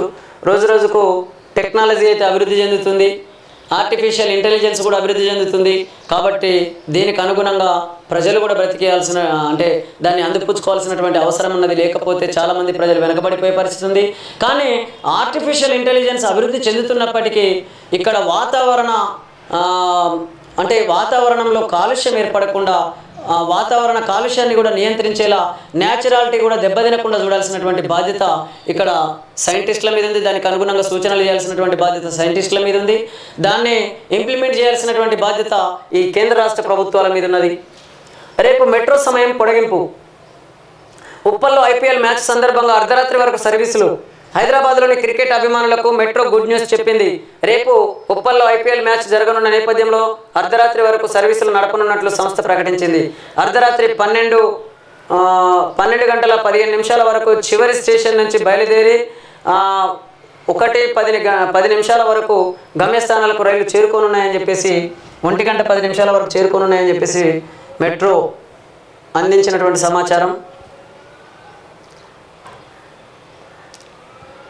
నేను రుణమాఫీ చేస్తే బీఆర్ఎస్ను రద్దు చేస్తారా? హరీష్ రావుకు కేసీఆర్కు సూటిగా సవాల్ విసురుతున్న 15 ఆగస్టులోగా నేను రుణమాఫీ చేస్తే పార్టీని రద్దు చేసుకుంటావా? నా సవాల్ను స్వీకరించు. అక్కడ సూర్యుడు ఇక్కడ పొడిచినా, భూమి ఆకాశం తలకిందులైనా, కేసీఆర్ ఫామ్ హౌస్లో ఊరేసుకొని సచ్చిన రుణమాఫీ అమలు చేసి తీరుతా. కేసీఆర్ హరీష్ రావుకు ఇదే నా సవాల్ అనేటటువంటి రేవంత్ రెడ్డి చేసిన సవాల్ను మనం ఇక్కడ చూడొచ్చు. కేసీఆర్ ఫామ్ హౌస్లో ఉరేసుకొని సచ్చిన మాఫీ ఆగదు. మిగులు రాష్ట్రాన్ని అప్పుల కుప్పగా మార్చారు. నన్ను పడగొట్టేందుకు బీజేపీతో కలిసి కుట్ర. కేసీఆర్ గడీలను బద్దలు కొడతామని ఆయన చింతకే చేరిన ఆర్ఎస్పీ వచ్చే 4.5 ఏళ్లలో పాలమూరులోని పెండింగ్ ప్రాజెక్టులను పూర్తి. మహబూబ్ నగర్ నాగర్ కర్నూల్ మీటింగ్లో సీఎం రేవంత్ రెడ్డి చేసినటువంటి వ్యాఖ్యల్ని మనం చూడొచ్చు. అంటే అగ్రెసివ్గా ఇంకా మాటలైతే తగ్గినట్లు లేవు. కేసీఆర్ ఫామ్ హౌస్లో ఊరేసుకొని సచ్చిన మాఫీ ఆగదు అని చెప్పేసి అంటున్నాడంటే, ఆయన ఊరేసుకొని ఎందుకు చేస్తాడు? ఆయన తర్వాత ఆయన కుటుంబ రాజకీయాలు, ఆయన వారసత్వ రాజకీయాలు కొనసాగించాలని చూస్తుంటే, మళ్ళీ నేనే సీఎం, ఎన్నికలు ఎప్పుడు వచ్చినా మాదే అధికారం, ఢిల్లీ లిక్కర్ స్కామ్ అంతా బోగస్, మోడీ సృష్టి, కడిగిన ముత్యంలా కవిత బయటకు వస్తారు, కాళేశ్వరం ప్రాజెక్టుకు డోకా లేదు, మేడిగడ్డలో లోపాన్ని సరిదిద్దుకుంటే ఉద్యమిస్తాం, సరిదిద్దకుంటే ఉద్యమిస్తాం. ఓటుకు నోటు కేసుతో రేవంత్ కక్ష పెట్టుకున్నాడు. లోక్సభ ఎన్నికల్లో బీఆర్ఎస్కు 8 నుంచి 12 సీట్లు. కాంగ్రెస్ శ్వేతపత్రాలు బోగసే. రాష్ట్రంలో విద్యుత్తు కోతలెందుకు? మా పార్టీని వీడిన కడియం శ్రీహరికి రాజకీయంగా సమాధి. బీఆర్ఎస్ను తిరిగి టీఆర్ఎస్గా మార్చే ప్రసక్తే లేదు. ఫోన్ ట్యాపింగ్తో నాటి సీఎంగా నాకు సంబంధం లేదు. ఓ టీవీ ఛానల్ డిబేట్లో కేసీఆర్ అనే వార్తను మనం చూసినట్లయితే ఇక్కడ మనం ఒకటి గమనించాలి. అంటే బీఆర్ఎస్ను తిరిగి టీఆర్ఎస్గా మార్చే ప్రసక్తే లేదు అని చెప్పేసి క్లియర్గా తేల్చి చెప్తున్నాడు. నిజంగా తెలంగాణ రాష్ట్రం కోసం పోరాటం చేసినటువంటి నాయకుడిగా మన కేసీఆర్ను గౌరవించాల్సిందే. అదేవిధంగా టీఆర్ఎస్ పార్టీ పేరును, ఇది తెలంగాణ రాష్ట్రం కోసం ఏర్పడినటువంటి తెలంగాణ రాష్ట్ర సమితి అని చెప్పేసి అప్పుడున్న పేరును బట్టి, అదేవిధంగా అప్పుడు చేసినటువంటి పోరాటాన్ని బట్టి ఆ ఉద్యమ పార్టీగా టీఆర్ఎస్ పార్టీని మనం గౌరవించాల్సిందే. అంతవరకు కేసీఆర్ను కూడా గౌరవించాలి. కానీ ఇవాళ తెలంగాణ రాష్ట్రం వచ్చిన తర్వాత నీళ్లు నిధులు నియామకాలన్నీ కూడా తెలంగాణ ప్రజలకు చెందుతాయని చెప్పేసి చెప్పినటువంటి కేసీఆర్ నిజంగా ఆ నీళ్లలో ఎంత వాటా ఈ తెలంగాణ ప్రజలకు చెందింది, ఎంత వాటా ఈ తెలంగాణలో ఉన్నటువంటి దొరలకు చెందినవి, అదేవిధంగా నిధుల విషయంలో కూడా ఈ నిధులన్నీ మరి ఈ తెలంగాణ రాష్ట్రంలో ఉన్నటువంటి ఎస్సీ ఎస్టీ బీసీ మైనార్టీ ఓసీల్లో ఉన్నటువంటి పేద ప్రజలకు ఎంతవరకు చెందినవి, మరి దొరలకు ఎంతవరకు చెందినవి.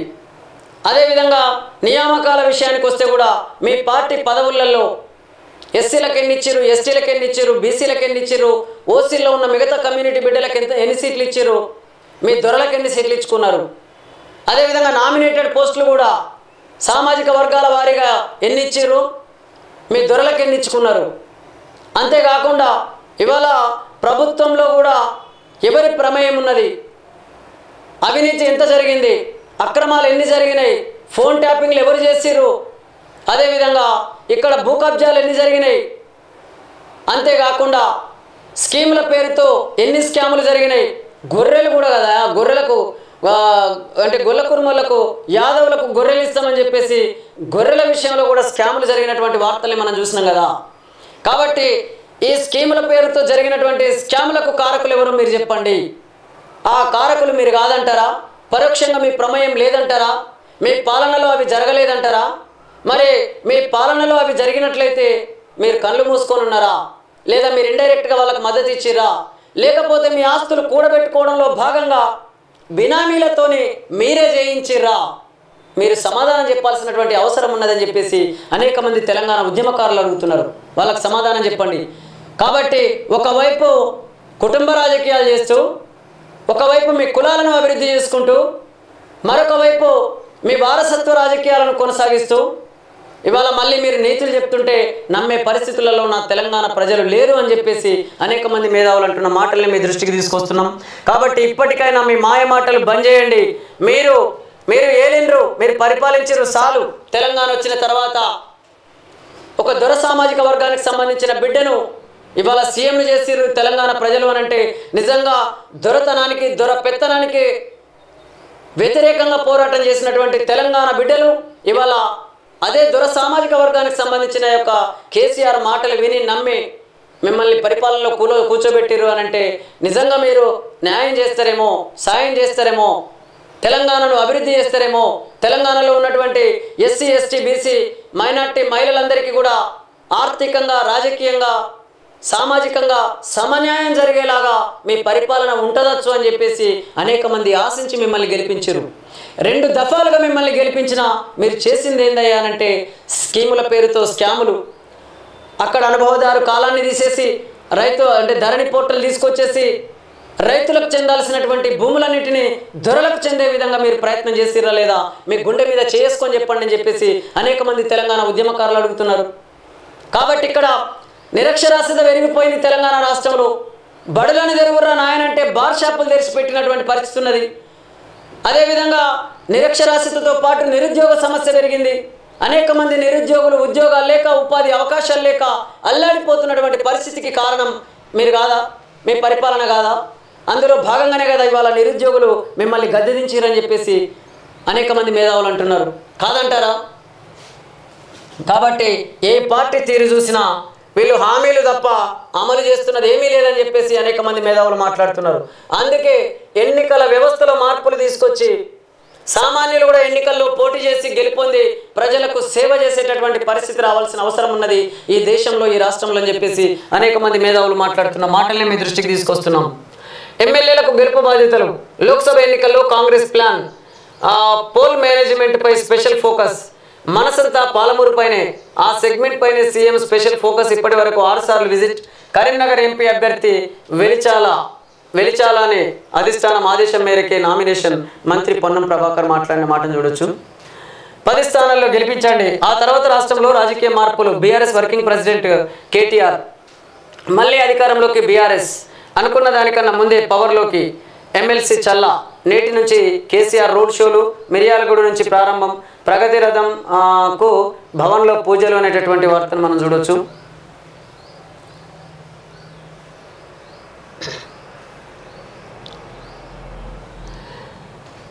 ఈనాడు బ్రిడ్జి కొలాప్స్. నిర్మాణంలో ఉండగానే కూలిన వంతెన. పెద్దపల్లి జిల్లాలో గాలి దుమారం బీభత్సం.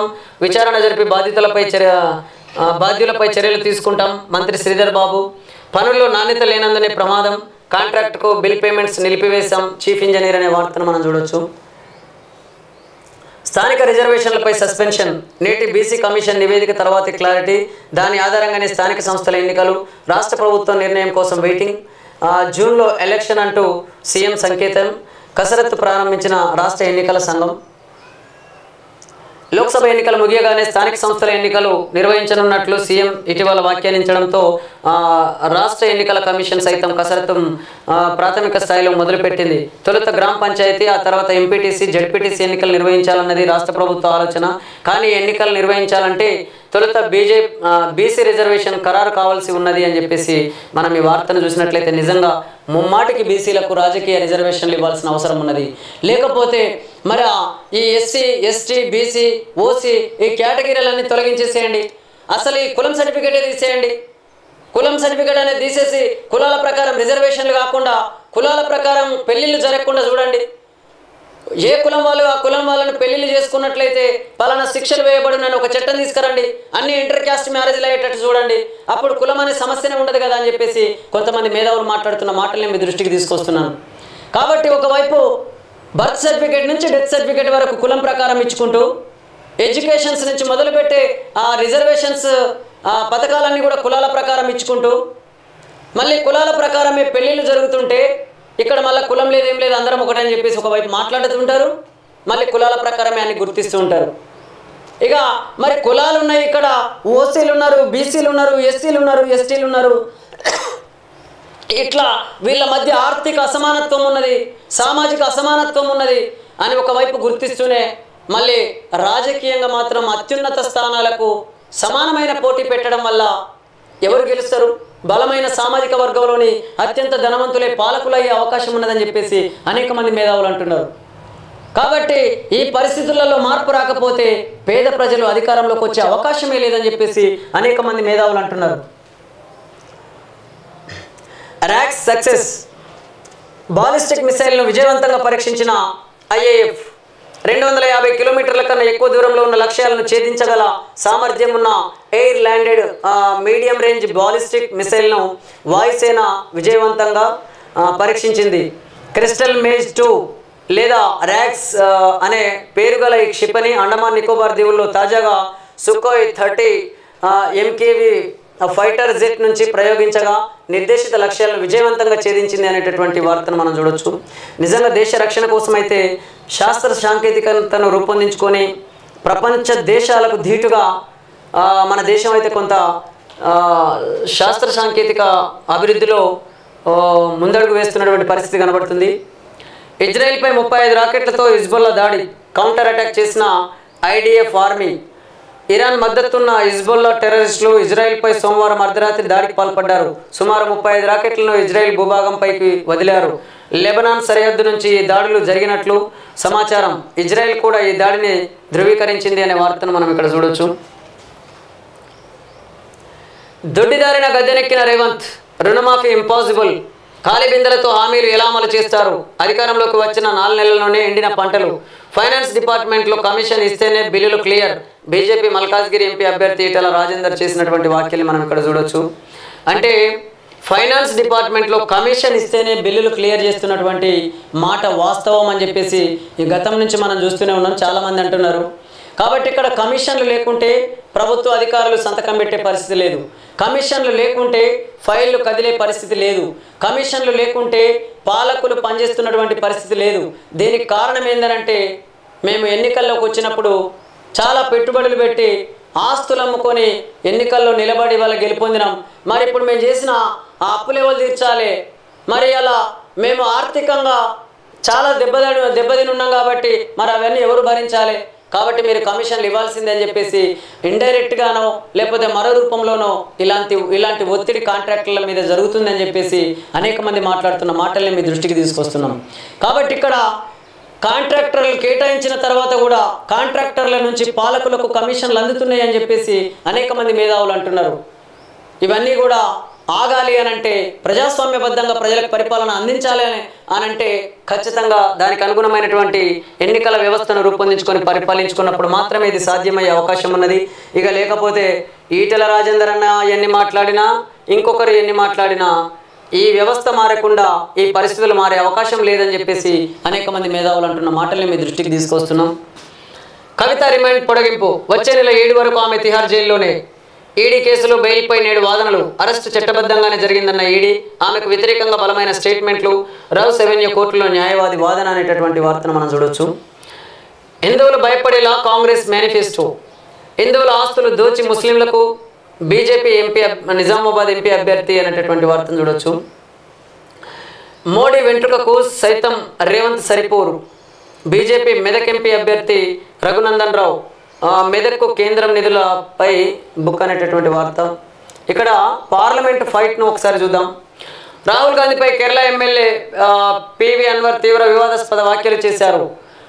పాలక్కడ్లో ఎన్నికల ప్రచారంలో పాల్గొన్న ఆయన రాహుల్ గాంధీ దిగజారి మాట్లాడుతున్నారని, ఆయన గాంధీ కుటుంబం సభ్యుడేనా అనే అనుమానం కలుగుతోందన్నారు. ఈ విషయంలో స్పష్టత రావాలంటే DNA టెస్ట్ చేయించాలంటూ తీవ్ర వివాదాస్పద వ్యాఖ్యలు చేశారు. కాంగ్రెస్ దేశాన్ని విచ్ఛిన్నం చేసేందుకు కుట్ర చేస్తున్నదని, రాజ్యాంగాన్ని అనుమానిస్తున్నదని ప్రధాని మోడీ గోవా పర్యటనలో ఆరోపించారు. కాంగ్రెస్ హయాంలో హనుమాన్ చాలీసా వినడము నేరంగా మారిందని రాజస్థాన్ పర్యటనలో తెలిపారు. రాహుల్ గాంధీ అమేరీ సీటుపై ఆయన బావ రాబర్ట్ వాద్రా కన్నేశారని, కావున ఆ స్థానంపై రాహుల్ కర్చీఫ్ వేసుకోవాలంటూ స్మృతి ఇరానీ సెట్టర్లు వేశారు. ఓ వర్గం వారిని ఉద్దేశిస్తూ చొరబాటుదారులు అంటూ ప్రధాని మోడీ చేసిన వివాదాస్పద వ్యాఖ్యలపై తమకు కాంగ్రెస్ నుంచి ఫిర్యాదు అందిందని, ఆ ఫిర్యాదును పరిశీలిస్తున్నామని ఎన్నికల సంఘం వర్గాలు వెల్లడించాయి అనేటటువంటి వార్తను మనం చూడొచ్చు. మొత్తం మీద అయితే పార్లమెంట్ ఫైట్ అనేది ప్రజల సమస్యల ఎజెండాగా నడుస్తున్నటువంటి పరిస్థితి లేదు. ఎన్నికల ప్రచారం అంతా కూడా, ఈ పార్లమెంట్ ఫైట్ అంతా కూడా పార్టీల గెలుపే లక్ష్యంగా వివిధ పార్టీల మీద విమర్శలు చేసుకుంటూ, వాళ్ళు చేసిన తప్పుల్ని ఎత్తి చూపుకుంటూ ప్రచారాలు కొనసాగిస్తున్నటువంటి పరిస్థితి ఉన్నది తప్ప, నా ప్రజలను ఆర్థిక శక్తివంతులుగా ఎలా తయారు చేయగలుగుతాం, ఎలాంటి ప్రణాళికలు రూపొందించి ఈ దేశ సమగ్రతను కాపాడుకుంటూ ఈ దేశాన్ని ప్రపంచ దేశాలకు ఒక ఆదర్శవంతంగా ఎలా తీర్చిదిద్దగలుగుతామని చెప్పేసి ఏ ఒక్క నాయకుడు మాట్లాడుతున్న పరిస్థితి లేదు ఎన్నికల వ్యవస్థలో అని చెప్పేసి అనేక మంది మేధావులు అంటున్న మాటల్ని మీ దృష్టికి తీసుకొస్తున్నాం. అదేవిధంగా నమస్తే తెలంగాణ ప్రధాన పేపర్లోని ప్రధాన వార్తలు చూద్దాం. దేవుళ్లపై ఓట్లు, కేసీఆర్పై తిట్లు. ఇదేనా పరిపాలన అంటే కేసీఆర్ రణగర్జన. కాంగ్రెస్ చేతగానితనం, తెలంగాణ ఆగమాగం, రైతులు విలవిల్లాడుతున్నారు. కాంగ్రెస్ బీజేపీ వికృత కీడ, రాష్ట్రాన్ని నాశనం చేస్తామనంటే సహించను. ఇక మరి నిజం చెప్పాలంటే కేసీఆర్ మాటల్లోనే మనం చూసినట్లయితే కాంగ్రెస్ కానీ బీజేపీ కానీ అది వికృత కీడ ఆడుతుంది, రాష్ట్రాన్ని నాశనం చేస్తామంటే సహించమని అంటున్నాడు. మరి నిజంగానే అటు కాంగ్రెస్ ఇటు బీజేపీ తెలంగాణ రాష్ట్ర ప్రజలకు అన్యాయం చేస్తుంది, తెలంగాణ రాష్ట్ర ప్రజల్ని నాశనం చేస్తానంటే నేను ఊరుకుంటానని చెప్పేసి అంటున్నాడు. మరి మనకి ఇక్కడ క్లియర్ కట్గా వీళ్ళే చెప్తున్నారు, అటు బీజేపీ వల్ల ఈ రాష్ట్రానికి ఒరిగేది ఏం లేదు, కాంగ్రెస్ వల్ల కూడా ఈ రాష్ట్రానికి ఒరిగేది ఏం లేదు, కాబట్టి నన్నే గెలిపి నేనే సీఎం అవుతా అని చెప్పేసి కేసీఆర్ మాట్లాడుతుంటే, మరి నీ పార్టీ వల్ల కూడా తెలంగాణ రాష్ట్ర ప్రజలకు ఒరిగింది ఏమున్నదో చెప్పాలని చెప్పేసి అనేక మంది తెలంగాణ ఉద్యమకారులు అంటున్నారు. తెలంగాణ ఉద్యమ ద్రోహులకు మీ పార్టీ టికెట్లు కేటాయించుకొని, తెలంగాణ ఉద్యమ ద్రోహులకు మీ ప్రభుత్వం వచ్చిన తర్వాత మంత్రి పదవులు కేటాయించి, తెలంగాణ ఉద్యమ ద్రోహులకు వాళ్ళని అందలం ఎక్కించి మీరు తెలంగాణ ఉద్యమకారులకు ద్రోహం చేసిర్రా లేదా, మీరు ఆ తెలంగాణ ఉద్యమకారులు అడుగుతున్నటువంటి ఆ ప్రశ్నలకు సమాధానం చెప్పాలని చెప్పేసి అనేక మంది మేధావులు అంటున్న మాటల్ని మీ దృష్టికి తీసుకొస్తున్నాను. ఈసారి కాంగ్రెస్కు గట్టి దెబ్బ తలిగి తీరుతుంది. ఈ ఎన్నికల్లో బీఆర్ఎస్కు 8 నుంచి 12 సీట్లు, బీజేపీకి పునాదులు లేవు, 1 సీటు గెలిస్తే గొప్ప. ఎన్నికల తర్వాత ఏం జరుగుతుందో చెప్పలేం. హిమాచల్ కర్ణాటకపై మోదీ బాంబు ఖాయం. ఆ వరుసలో తర్వాత వంతు తెలంగాణదే. అప్పుడు మేమేం చేస్తామో ఇప్పుడే చెప్పను. ఎన్నికలు ఎప్పుడు వచ్చినా బీఆర్ఎస్ సర్కారు ఖాయం. కాంగ్రెస్ పార్టీలో తీవ్ర అపనమ్మకం, అస్థిరత్వం. బీజేపీతో రేవంత్ రెడ్డి లింక్పై అనుమానాలు. రేవంత్ ఇప్పటికీ దీన్ని ఎందుకు ఖండించాడు? మాతో టచ్లో ఉన్న ఆ నేత పేరు చెప్పను. ఏపీలో జగనే గెలుస్తాడని మాకు సమాచారం. బీఆర్ఎస్ పార్టీని ఎవరు తుడిచిపెట్టలేరు, మళ్ళీ నేనే ముఖ్యమంత్రి అవుతా అని చెప్పేసి కేసీఆర్ చాలా చక్కగా మాట్లాడుతున్నటువంటి మాటల్ని మనం గమనించినట్లయితే, అంటే మీరు ఇక్కడ భారత రాజ్యాంగంలోని మొట్టమొదటి పేజీలో ఉన్నటువంటి సామాజిక సమన్యాయం గురించి ఎందుకు మాట్లాడారు కేసీఆర్ గారు? ఇవాళ ఎస్సీల గురించి ఎందుకు మాట్లాడారు? ఎస్టీల గురించి ఎందుకు మీరు అంటారు ఏమనంటే దళిత బంధు ఇచ్చిన అంటారు. దళిత బంధు వల్ల ఎంతమంది దళితులు మీలాగా తయారయ్యారు ఆర్థికంగా శక్తివంతులు? లేదా మీ అల్లుడు హరీష్ రావు లాగా ఎంతమంది దళితులు తయారయ్యారు? మీ బిడ్డ కవితమ్మలాగా నా దళిత బిడ్డలు ఎంతమంది తయారయ్యారు? ఎన్ని కుటుంబాలను అట్లా తయారు చేసినాం? అదేవిధంగా మీ మనవడిని ఇతర దేశాల్లో చదివిస్తున్నట్లు ఎంతమంది దళిత కుటుంబాలు వాళ్ళ మనమలను ఇతర దేశాల్లోకి వెళ్ళి చదివించుకుంటున్నారు మీ దళిత బంధు వల్ల. కాబట్టి మీ దళిత బంధు అని పేరేగానే ఎంతమంది దళితులకు అందించారు అని అడుగుతున్నారు. కాబట్టి పథకాల పేర్లు చాలా గొప్పగా పెడుతున్నారు. ఏ పార్టీ తీరు చూసినా పథకాల పేర్లు చాలా గొప్పగా పెడుతున్నారు. దళిత బంధు, బీసీ బంధు, రైతు బంధు ఇట్లా పెడుతున్నారు. కానీ పేద రైతులకు అందించాల్సినటువంటి, మధ్యతరగతి రైతులకు అందించాల్సినటువంటి రైతు బంధును అత్యంత ధనవంతులైనటువంటి వాళ్ళకు అందిస్తూ అది పేద ప్రజల సంపద. అనేక మంది ప్రజలు తమ చెమటోడ్చి రకరకాల పనులు చేస్తూ రకరకాల ఉద్యోగాలు చేస్తూ వాళ్ళు కష్టపడి సంపాదించినటువంటి ఆ సంపదనంతా కూడా పన్నుల రూపంలో వసూలు చేసి ఆ పన్నుల రూపంలో వసూలైనటువంటి సంపదను నువ్వు అత్యంత ధనవంతులకు కట్టబెడుతూ మళ్ళీ నేను రైతు బంధు ఇచ్చినని చెప్పేసి గొప్పలు చెప్పుకుంటున్నారు. ఏ రైతులకు ఇచ్చిరయ్యా? చెట్లకు, పుట్టలకు, రోడ్లకు, భూములే లేనటువంటి భూములకు కూడా పేపర్లలో భూమి ఉంటే చాలు అక్కడ రైతు బంధు పడ్డ పరిస్థితి లేదంటారా మీ పల్లనలు? కాబట్టి ఇదా మీరు చేసింది. కాబట్టి ఒకవైపు రైతు బంధు విషయంలో అన్యాయం జరిగింది, దళిత బంధు విషయంలో అన్యాయం జరిగింది. ఇక బీసీ బంధు అయితే కొంతమంది పేర్లే పెట్టిరు. బీసీ సామాజిక వర్గంలో ఇంకా మిగతా కులాల పేర్లే లేవల్లా, అంటే వాళ్ళు బీసీలు కానట్ట. కాబట్టి మీరు క్లియర్గా చెప్పండి, ఇగో మరి ఈ కులపోలకి మేము బంధిస్తామని చెప్పేసి బీసీ బంధిస్తామని పెట్టండి. కానీ పేరేమో బీసీ బంధు అని పెడతారు. ఆ బీసీలలో ఉన్నటువంటి కొన్ని కులాల పేర్లే, ఆ బీసీ సామాజిక వర్గంలో ఉన్నటువంటి కొన్ని కులాల పేర్లే ఉన్నాయి అందులో. అది ఎట్లా బీసీ బంధు అవుతుంది అని బీసీలు అడుగుతున్నారు. కాబట్టి ఇక్కడ దళిత బంధు పేరుతో దళితులకు మోసం జరుగుతున్నది, బీసీ బంధు పేరుతో బీసీలకు మోసం జరుగుతున్నది, ఎస్టీ బంధు పేరుతో ఎస్టీలకు మోసం జరిగింది, రైతు బంధు పేరుతో రైతులకు అన్యాయం జరిగింది. అదేవిధంగా గొర్రెల పంపకంలో కూడా నా యాదవులకు అన్యాయం జరిగినటువంటి మాట వాస్తవం కాదంటారా? మీ గుండె మీద చేసుకొని చెప్పండి. కాబట్టి ఇక్కడ ఏ పార్టీ అధికార తీరు చూసినా అధికారంలోకి వచ్చిన తర్వాత అధికారానికి రాకముందు ఒక రకమైన మాటలు, అధికారం రాకముందు వాళ్ళ మేనిఫెస్టోలో అనేక రకాల అంశాలు చేరుస్తుంటారు. అధికారంలోకి వచ్చిన తర్వాత అంశాలను గాలికి వదిలేసి వాళ్ళ సంపాదనే లక్ష్యంగా, వాళ్ళ కుటుంబ రాజకీయాలే లక్ష్యంగా, వాళ్ళ వారసత్వ రాజకీయాలే లక్ష్యంగా పనిచేస్తున్నటువంటి పరిస్థితి కొన్ని పార్టీల తీరు చూస్తే అర్థమవుతుందని చెప్పేసి అనేక మంది మేధావులు మాట్లాడుతున్నారు. ట్యాపింగ్తో సీఎంకి ఏం సంబంధం? Phone tapping silly, third class ఆరోపణ. ల్యాండ్ ఆర్డర్ కాపాడడానికి ప్రతి శక్తులను అడ్డుకోవడానికి పలు మార్గాల్లో పోలీసుల సమాచారం సేకరిస్తుంటారు. అందులో ఇంటర్సెషన్ ఒకటి, అది అధికారికంగా చేస్తారు. ఫలానా వ్యక్తుల ఫోన్లను ట్యాప్ చేసినాం అని అధికారులు ముఖ్యమంత్రికి చెప్పరు. సీఎంకు సంబంధం ఉండదు. ఇప్పుడున్న ముఖ్యమంత్రికి రోజు ఇంటెలిజెన్స్ బ్రీఫింగ్ వస్తుంది. దీన్ని కూడా రాజకీయం చేయడం అంతా దివాలా కోరుతనం ఇంకోటి ఉండదు అని చెప్పేసి కేసీఆర్ చేసిన వ్యాఖ్యలు మనం చూసినట్లయితే, అంటే ఫోన్ ట్యాపింగ్తో సీఎంకి ఏం సంబంధం అని అంటే, మరి ఫోన్ ట్యాపింగ్తో సీఎంకి సంబంధం లేదు అని అంటే మరి దేంతో సంబంధం ఉన్నట్లుగా? మరి దాన్ని ఎందుకు అరికట్టలేకపోయారు? ఇవాళ ఫోన్ ట్యాపింగ్ ద్వారా అనేక మంది ప్రతిపక్ష నేతలది కానీ లేదా వివిధ పార్టీల నాయకుల ఫోన్ ట్యాపింగ్కు పాల్పడ్డారు అని చెప్పేసి ఒకవైపు పేపర్లలో ఎలక్ట్రానిక్ మీడియాలో వార్తలు వస్తుంటే మీరు చూడట్లేదా? కాబట్టి అక్కడ అక్రమంగా ఫోన్ ట్యాపింగ్లు చేసిరని చెప్పేసి ఆ వార్తల్ని చూస్తే మీకు అర్థం కావడం లేదా?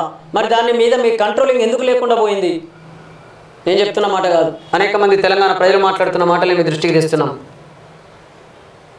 నాపై మోదీ కక్ష సాధింపు, లిక్కర్ స్కామ్ బోగస్, అది మోదీ పొలిటికల్ స్కీమ్. అన్ని రాష్ట్రాల్లో కానీ అది ఢిల్లీలో ప్రభుత్వ మద్యం పాలసీ. స్కామ్ ఎట్లయితుంది? అందులో ఒక్క రూపాయి అయినా దొరికిందా? కవితకు లిక్కర్ స్కామ్కు సంబంధం లేదు. బీఆర్ఎస్ ఎమ్మెల్యేల కొనుగోలును అడ్డుకున్నందుకే కక్షగట్టి గాల్లో ఒక కట్టుక తల్లి ఈ కేసును ముందుకు తెచ్చారు. కవిత నిర్దోషి, కడిగిన ముత్యంలో బయటకు వస్తుందని చెప్పేసి కేసీఆర్ మాట్లాడుతున్న మాటను చూడొచ్చు. అహంకారం ఎవరిది? మాది దొరపాలన అంటారా? దర్జాగా కాళ్ళ మీద కాలేసుకొని రైతు నడి ఇంట్లో పన్నది దొరపాలన్న. ప్రపంచంలో ఎక్కడ లేనట్టు దళితుల కోసం దళిత బంధు తెచ్చింది దొరపాలన. పేద విద్యార్థుల కోసం 1100 గురుకులాలు పెట్టింది. 20 లక్షల ఓవర్సీస్ స్కాలర్షిప్లు ఇచ్చింది దొరపాలన. 200 పెన్షన్ 2000 చేసింది దొరపాలన. కేసీఆర్ కిట్ ఇచ్చింది. బస్సు దవాఖానాలు పెట్టింది దొరపాలన. రైతు కోసం ధాన్యం కొన్నది దొరపాలన. మాది ముమ్మాటికి మానవీయ పాలన. ఎవరిది అహంకారం? మాదా? రైతు బంధుకు అడిగితే చెప్పుతో అంటున్న వాళ్ళదా? వడ్లు కొనని కరెంటు ఎగబెట్టిన మంత్రిది ముఖ్యమంత్రిదా అని చెప్పేసి ఇక్కడ దొరపాలనకు సంబంధించి అహంకారం ఎవరిది అని చెప్పేసి మాట్లాడుతున్నటువంటి మాటల్ని చూసినట్లయితే, మొత్తం మీద మీరు అన్నట్లు దొరపాలన ఎవరిది అని అంటే, ఎన్నికల్లోకి రాకముందు మీ కుటుంబ పరిస్థితి ఏంటి? ఎన్నికల్లోకి వచ్చిన తర్వాత ఇవాళ మీ పార్టీకి ఎన్ని కోట్లు ఉన్నాయి? ఆ ఫండింగ్ అంతా ఎక్కడి నుంచి వచ్చింది? అదేవిధంగా మీ హెలికాప్టర్ ఎట్లా వచ్చింది? మీ ఆస్తులు ఎట్లా పెరిగినాయి? మీ ఫామ్ హౌస్లు ఎట్లా పెరిగినాయి? మీ పేరుతో ఉన్న ఆస్తి ఎంత? మీ బిడ్డల పేరుతో ఉన్న ఆస్తి ఎంత? మీ బినామీ పేర్లతో ఉన్న ఆస్తి ఎంత అని చెప్పేసి తెలంగాణ ఉద్యమకారులు అడుగుతున్నారు. వాళ్ళకి సమాధానం చెప్పండి. అంతేకాకుండా ఇక్కడ చూడండి, ఏసీ బస్సులలో మీరు పల్లెటూరులోకి వెళ్ళి ప్రచారాలు చేస్తూ ఉంటారు, ప్రజల్ని రెచ్చగొట్టు రాజకీయాలు చేస్తూ ఉంటారు. అంటే మిమ్మల్ని అని కాదు, ఏ పార్టీ తీరు చూసినట్లే ఉంది. నేనంటున్న మాట కాదు, ఇది మేధావులు అంటున్న మాటలే మీ దృష్టికి తెస్తున్నాను. కాబట్టి ఇక్కడ కడుపుల చల్లగా తగలకుండా ఏసీ బస్సులలోకి వెళ్ళి పల్లెటూర్లకు పోయి నీతులు చెప్తుంటారు. కానీ ఎర్రటెండలో 6 కాలం కష్టపడి పంటలు పండిస్తున్నటువంటి రైతులకు అటు గిట్టుబాటు ధర ఉండదు. అదేవిధంగా ఆ కల్తీ విధానాన్ని అరికట్టే పరిస్థితి ఉండదు.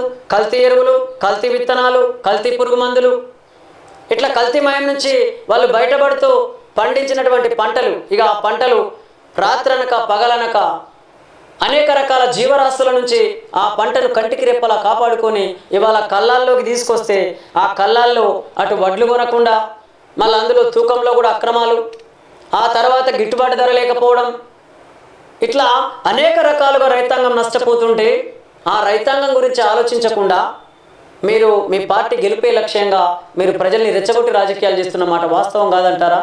అన్ని పార్టీల నాయకులు ఆలోచించి ఈ మేధావులకు సమాధానం చెప్పాలని చెప్పేసి మేధావులు అడుగుతున్నారు.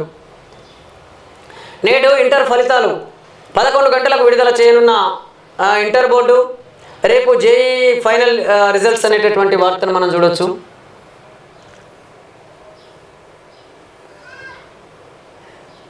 Unconditional public apology. గౌరవనీయులైనటువంటి సుప్రీంకోర్టు ఆఫ్ ఇండియా సమక్షంలో విచారణ జరుగుతున్న నేపథ్యంలో రిట్ పిటిషన్ 6 నంబర్ 645/2022 గౌరవనీయులైనటువంటి సుప్రీంకోర్టు ఆఫ్ ఇండియా యొక్క ఆదేశాలు ఉత్తర్వులను పాటించినందుకు లేదా ఉల్లంఘించినందుకు మా వ్యక్తిగత హోదాలో అలాగనే కంపెనీ తరఫున మేము బేషరతుగా క్షమాపణలు కోరుతున్నాము. తేదీ 22/11/2023 నాటి సమావేశం, విలేకరుల సమావేశం నిర్వహించినందుకు కూడా మేము బేషరతుగా క్షమాపణలు చెప్తున్నాము.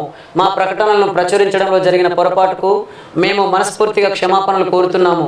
మరియు అలాంటి తప్పులు పునరావృతం కాకుండా ఉండాలనేది మా హృదయపూర్వక నిబద్ధత. గౌరవనీయమైన న్యాయస్థానం యొక్క ఆదేశాలు మరియు సూచనలకు తగిన శ్రద్ధతో మరియు అత్యంత చిత్తశుద్ధితో మేము కట్టుబడి ఉంటాము. మేము న్యాయస్థానం యొక్క గొప్పతనాన్ని గౌరవిస్తాము మరియు గౌరవనీయమైన న్యాయస్థానం సంబంధిత అధికారులకు వర్తించే చట్టాలు మరియు ఆదేశాలను పాటిస్తాము. మీ విధేయులు పతంజలి ఆయుర్వేదిక్ లిమిటెడ్, ఆచార్య బాలకృష్ణ స్వామి రామ్దేవ్, హరిద్వార్, ఉత్తరాఖండ్ అనేటటువంటి వార్తను మనం చూసినట్లయితే, నిజంగా మన దేశంలో ఆయుర్వేద ఉత్పత్తులు కానీ అదేవిధంగా మందులు కానీ తయారు చేసి ప్రజలకు అందించాలనే ఆలోచన మంచిదే. కానీ దాంట్లో అనేక రకాల అక్రమాలు జరగడం అనేది కరెక్ట్ కాదని చెప్పేసి కూడా అనేక మంది మేధావులు అంటున్నారు. ఒకవైపు మన ప్రజలకు ఆయుర్వేదం మీద చాలా అపారమైనటువంటి నమ్మకం ఉన్నది. కానీ ఆ నమ్మకాన్ని కొంతమంది వ్యాపారవేత్తలు సొమ్ము చేసుకుంటున్నారు. అందులో కూడా కల్తీ అనేది వస్తుంది, అందులో కూడా నాణ్యత లోపిస్తున్నటువంటి పరిస్థితి ఉన్నది అని చెప్పేసి కూడా అనేక మంది మేధావులు అంటున్నారు. కాబట్టి ఇవన్నిటిని కూడా అరికట్టాల్సినటువంటి బాధ్యత ఇటు కేంద్ర రాష్ట్ర ప్రభుత్వాల మీద ఉంటుంది. కానీ కేంద్ర రాష్ట్ర ప్రభుత్వాల నిర్లక్ష్యం వల్ల కావచ్చు, లేకపోతే వాళ్ళ పరిపాలనలో ఉన్నటువంటి లోపాల వల్ల కావచ్చు, చాలామంది దేశీయ ఉత్పత్తులు తయారు చేస్తే, దేశీయ ఉత్పత్తులు కొన్నట్లయితే ఈ సంపద అంతా మన దేశంలో ఉంటుంది, ఈ సంపద మన దేశానికి చెందుతుంది. కాబట్టి విదేశీ ఉత్పత్తుల కంటే దేశీయ ఉత్పత్తులనే కొనాలనేటటువంటి భావనతో చాలామంది నాలాంటి దేశం మీద ప్రేమ ఉన్నోళ్ళు కాబట్టి కావచ్చు, లేదా దేశభక్తి ఉన్నటువంటి వాళ్ళు కావచ్చు, నిజంగా ఎక్కువ శాతం దేశీయ ఉత్పత్తులను కొనేటటువంటి అవకాశమే ఉంటుంది. కానీ అలాంటి విషయాలలో కూడా చాలామంది కొంతమంది ఈ దేశీయ ఉత్పత్తులలో అంటే నాణ్యత లోపాలు కానీ లేదా కల్తీని కానీ ఇవన్నిటిని కూడా కొనసాగిస్తున్నటువంటి పరిస్థితి ఉన్నది అని చెప్పేసి కొన్ని కంపెనీల మీద విమర్శలు అయితే ఉన్నాయి. కాబట్టి వాటన్నిటి మీద నిఘా పెట్టి అటు దేశీయ ఉత్పత్తులు కానీ విదేశీ ఉత్పత్తులు కానీ కల్తీ లేకుండా, నాణ్యత లోపాలు లేకుండా ప్రజలకు అందించినట్లయితే ప్రజలు ఆరోగ్యంగా ఆనందంగా ఉండే అవకాశం ఉంటుందని చెప్పేసి మేము మీకు విజ్ఞప్తి చేస్తున్నాం.